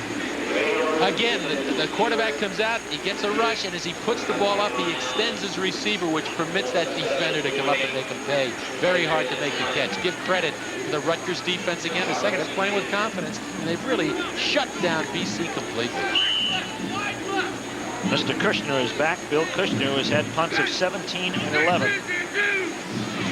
Tries once again. This one's a low line drive. Away from it, everybody. And it's down near midfield by McManus. As Kushner comes to the sideline after a 28-yard punt. Next week, Boston College Eagles face the Cadets of Army at noon on most of these same stations. Jim Young's team having a last look. They are in the lead against Duke. But, you know, this BC defense has played extremely tough today. Been on the field a lot. Next week, they got to adjust to the wishbone, and Army runs it as well as anybody. Mike Mayweather, outstanding running back. Calvin Cass. 6:35 left to go in the football game. Chesna with the ball for Rutgers at the BC 48-yard line. Out of the eye, second back gets the call. That's Vince Hall, and he is nailed. Hit initially as McManus got into the fullback, TK Dorsey, and then the play disintegrated from there. Big play by McManus. We talk about the BC linebackers, and they got a whole host of them. McManus is one of the younger sophomores out of Edgewater, Florida, but he is a toughie. He's very fine football player. Officials timeout as Brian Williams went down a little long on the turf. Now has to come out. He's going to be okay. Tries to shake it off. We've had a lot of injured players here this afternoon. Two in particular have not returned to action. Mark Chimura for Boston College, the tight end, and the quarterback for Rutgers, Tom Tarver, went out. Both with injuries to keep them out for the game. Their status for next week uncertain. Tough situation for Chesney. Second down and 12 now. They want to keep the football. They want to take the clock down, but sooner or later they've got to put it up. Second and 12. Ball at midfield. Garantano is split to the bottom. Melton to the top. The pitch comes to Bailey. Bailey shoestringed as he got past the 50 by Pearson. Also in on the stop, McManus again. Here's the call for Doug Graber. He's looking down at a third down situation. Third, just under 10 yards. Ball inside BC territory. Does he run it? Does he throw it? And that decision is complicated by the fact that Rutgers has not had the best of success in its kicking game. So fourth down, even though it would give them, if they get a good punt off, excellent defensive field position, is not a certainty because BC's blocked two. Third and 9. Rutgers up 14-13, trying to keep the drive alive and take some clock down. Draw play to Moore. Same play they scored the touchdown on, but with not as much success. Stolberg wrestles him down to the 43. They were waiting for it that time, Ivan Caesar included. What that tells you is he decided to run the football. He's elected to kick it here because he's going to depend on his defense to hold BC, and that's what he's decided to do. So they'll bring the ball back. Fourth down and about 5 now for Rutgers at the BC 43-yard line. That'll bring the punting unit out on the football field with David Dunn. 4:47, clock moving. BC with 3 timeouts. Rutgers with 3. They may want to take a penalty here. They may want to take a penalty. Give them an Take opportunity. this clock down. Yes, exactly. To get a better field position to punt this football. Get more field. That appears to be exactly what they are doing. They will take the 5-yard penalty. That'll back them up to the 48. Better chance. Delay game on the offense. Better chance that Dunn, if he does get into it, will get it inside the 20. He's got a wind behind him, and he wants to use the field, so this is their decision. It's a crucial one for him because Dunn has been very inconsistent today. Now we look at BC, and they've got a gamble, too. They've got 10 people lined up. Will they come with 10? They've had success. Exactly. Here's the punt by Dunn. Green feels the ball inside the 5-yard line. He should have let it go into the end zone because he would have killed the clock and got it at the 20. He's got 10 people rushing. He has nobody blocking for him. Now they're starting off their own 16. And, of course, the risk of fumble. Always big in this situation. Back to throw. Here's Foley. Quick in. Across the middle is complete to Bob Bicknell. Nice pass by Foley. Great catch by Bicknell at the 25. Close to the first down. Maybe close enough to measure. No, it's automatic. You got it. This is an excellent execution. The quarterback sits in here, waits for Bicknell to come over, and that's a tough pass to catch in between the linebackers. Give credit to Bicknell for making the catch and for Foley for putting the ball the only place where it could have been completed. Right over the back of the official. First and 10. Tono the lone setback. Foley to throw once more. Again, it's Bicknell, and again, it's complete at the 34-yard line. This one for a gain of 8. Possession passes, the tight end over the middle, the other tight end, Bicknell, the tight end coming out and just breaking to the sideline. 2 big catches by Bob Bicknell. Only a sophomore, 6'3", 241. As we mentioned, started at defensive tackle this season, moved to tight end when they had injuries. Boston College held to 67 yards in the second half. The Rutgers defense has been outstanding, and their offense has had the ball most of the time. The best defense of all. Here's Frazier. Frazier wrestled down, and making the tackle was Sean Williams, who's had an outstanding game. Sean Williams on one side, Elnardo Webster on the other. Both defensive outside linebackers for Rutgers playing extremely well. That's his 4th tackle for a loss thus far this season. Third down conversions have been bleak for BC. They're 1 for 12. If you look at Williams, 2:46 left to go. Boston College trailing by a point. They need 2 for a first down. Big rush on. Foley to throw, incomplete. Flag on the play, interference. They're going to get Malik Jackson. Malik Jackson made one mistake here. He had him covered. He happened to put his right hand on his back. And then the flag Pass came. interference on the defense, automatic first down. Had he not put his hand on his back, it never would have been called. Watch the play. Watch Jackson, number 43. There's the tight end right there. You see the right arm? That's what did it to him. The official took his time, but he made the right call. First and 10, Boston College. Ball at their own 40. Clock shows 2:34 left. BC has all of their timeouts. They're 59 yards away. Hilbert to the top side. Foley has lots of time. Throw is to Frazier, but he can't do much with it at the 44-yard line. Elnardo Webster makes sure he goes no further. One of the difficulties and shortcomings of this BC team right from the beginning is they don't have great speed in their wide receivers, so it's very hard for them to create a deep threat. Consequently, in a situation like this, with Chamora out of the game, they really have to go to the short stuff, and that's what Rutgers is giving them. They're giving them the up-front stuff. They won't let them get deep. And of course, the block field goal attempt could possibly pay off. BC can get themselves in the field goal range here. Clock moving, a minute 56 left. Rush is on. He's hit as he throws. It's complete to Jason Swepson at the 40-yard line of Rutgers. Rusty Mays makes the hit, but Swepson with a clutch catch. And what a great pass by Foley. He is going to get hit from the backside here. Watch 41 coming on a blitz, Jackson, and he makes the hit. He makes the catch. 2 great plays by the quarterback and the receiver there, and BC's got it going. 1:45 left. First and 10 at the Rutgers 40. Here's Foley, played fake. Rushes on. Webster had him. Pass complete to Bicknell at the 15-yard line. Malik Jackson gets him. Another pass that was thrown in the grass. Unbelievable set of circumstances. Pressure being put on the quarterback by Rutgers. Again, they almost get to Foley, and he finds the open man. It's the tight end. There it is. There's the pressure by 92 Williams. He gets it over the linebacker, and this kid has come on. You talk about Chamora, he's not in the game, but Bob Bicknell has made 3 clutch catches in this drive. 25 yards to Bicknell, his 4th catch of the day, 3rd this drive. Foley to Frazier. No room off left tackle to the 15. A minute 8, but BC looks like they're content to get themselves in field goal range with 3 timeouts remaining. Timeout. They want to call timeout on the sideline. They want to talk this over now. It's very crucial. 59 seconds. They got great field position for a field goal. They got to determine where they want to go with it right now. So a timeout called by BC. They've got 2 timeouts remaining as Foley comes to the sideline. They want to keep everything in the center of the field with a wind at their face. You can see it as it blows through Glenn Foley's hair. Well, what a growing up process this young man has had, Glenn Foley, in the last 5 weeks. Thrown into action because of an injury to Willie Hicks, and he's played every minute since. He's been in some tough situations. He's taken some big hits, but on this drive alone, he's come of age. He's thrown 3 big passes to Bicknell, 2 of them while he was in the grass. 1 while he absorbed a major hit, got it down to the 20-yard line. Now they have the ball at the Rutgers 15. They're in the center of the field. They have 2 timeouts remaining. BC trailing Rutgers by 1.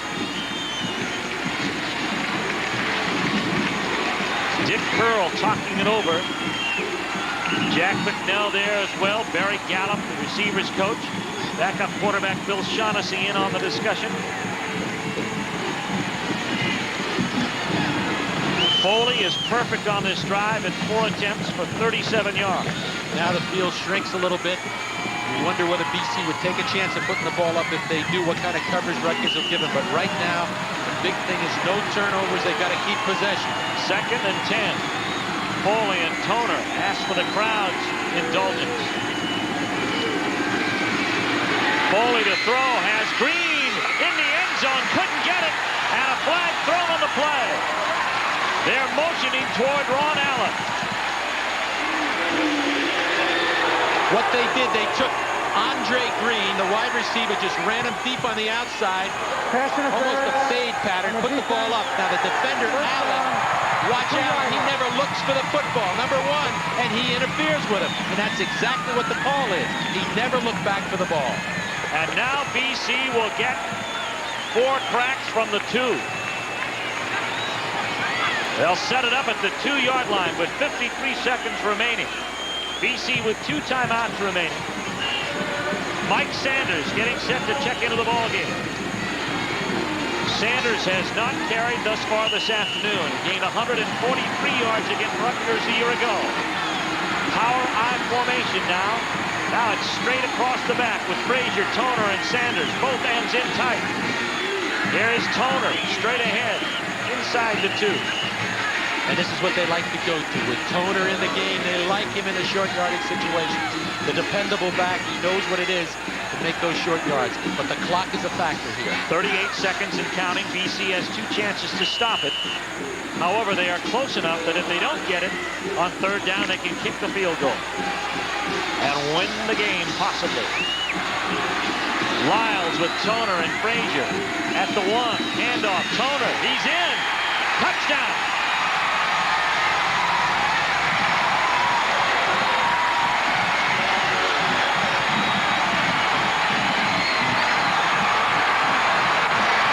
Well, you want to talk about clutch plays and clutch drives.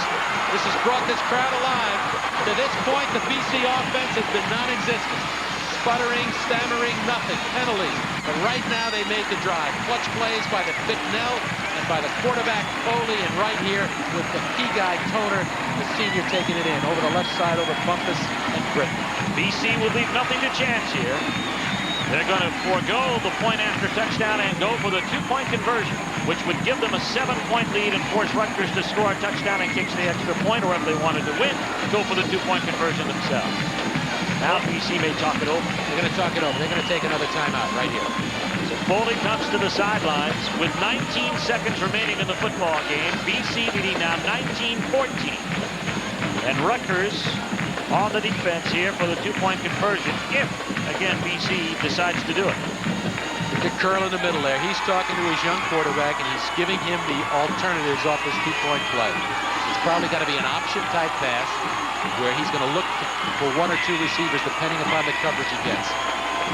But what a job that kid has done today. He's been under pressure all day.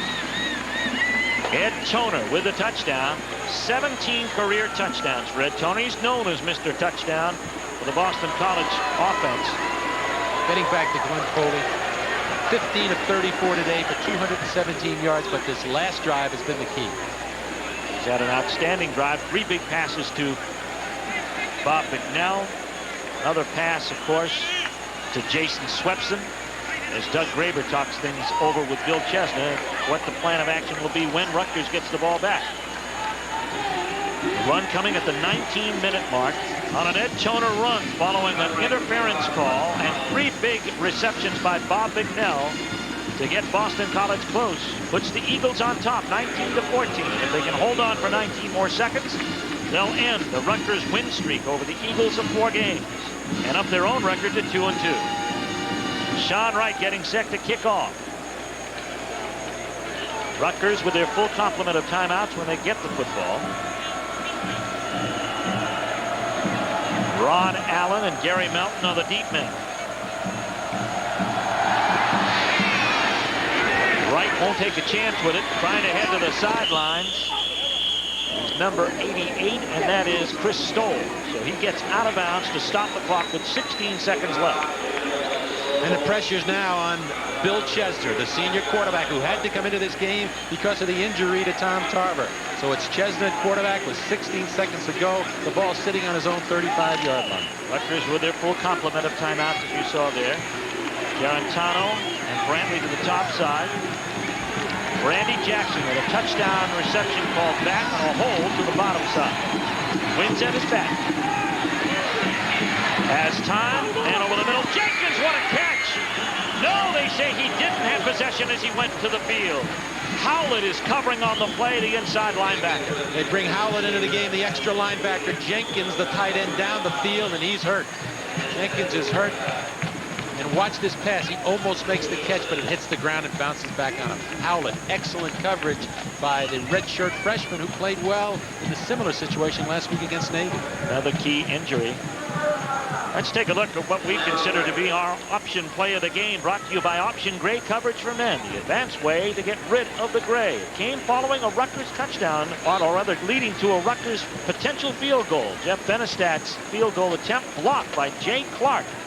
It kept BC within 1 point and allowed them to kind of bend the momentum in their direction. They were eventually able to drive down the field and score, leading Rutgers here 19-14 and 10 seconds away from their second victory of the season.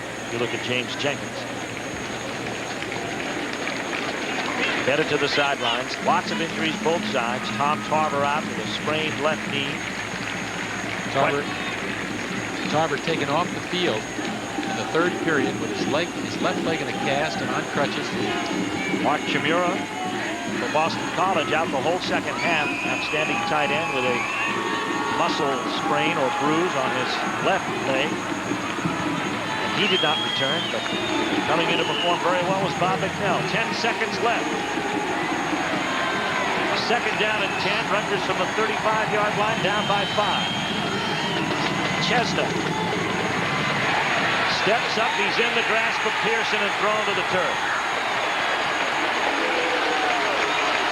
They stopped the clock with 2 seconds left on the clock. They called one of their 2 remaining timeouts.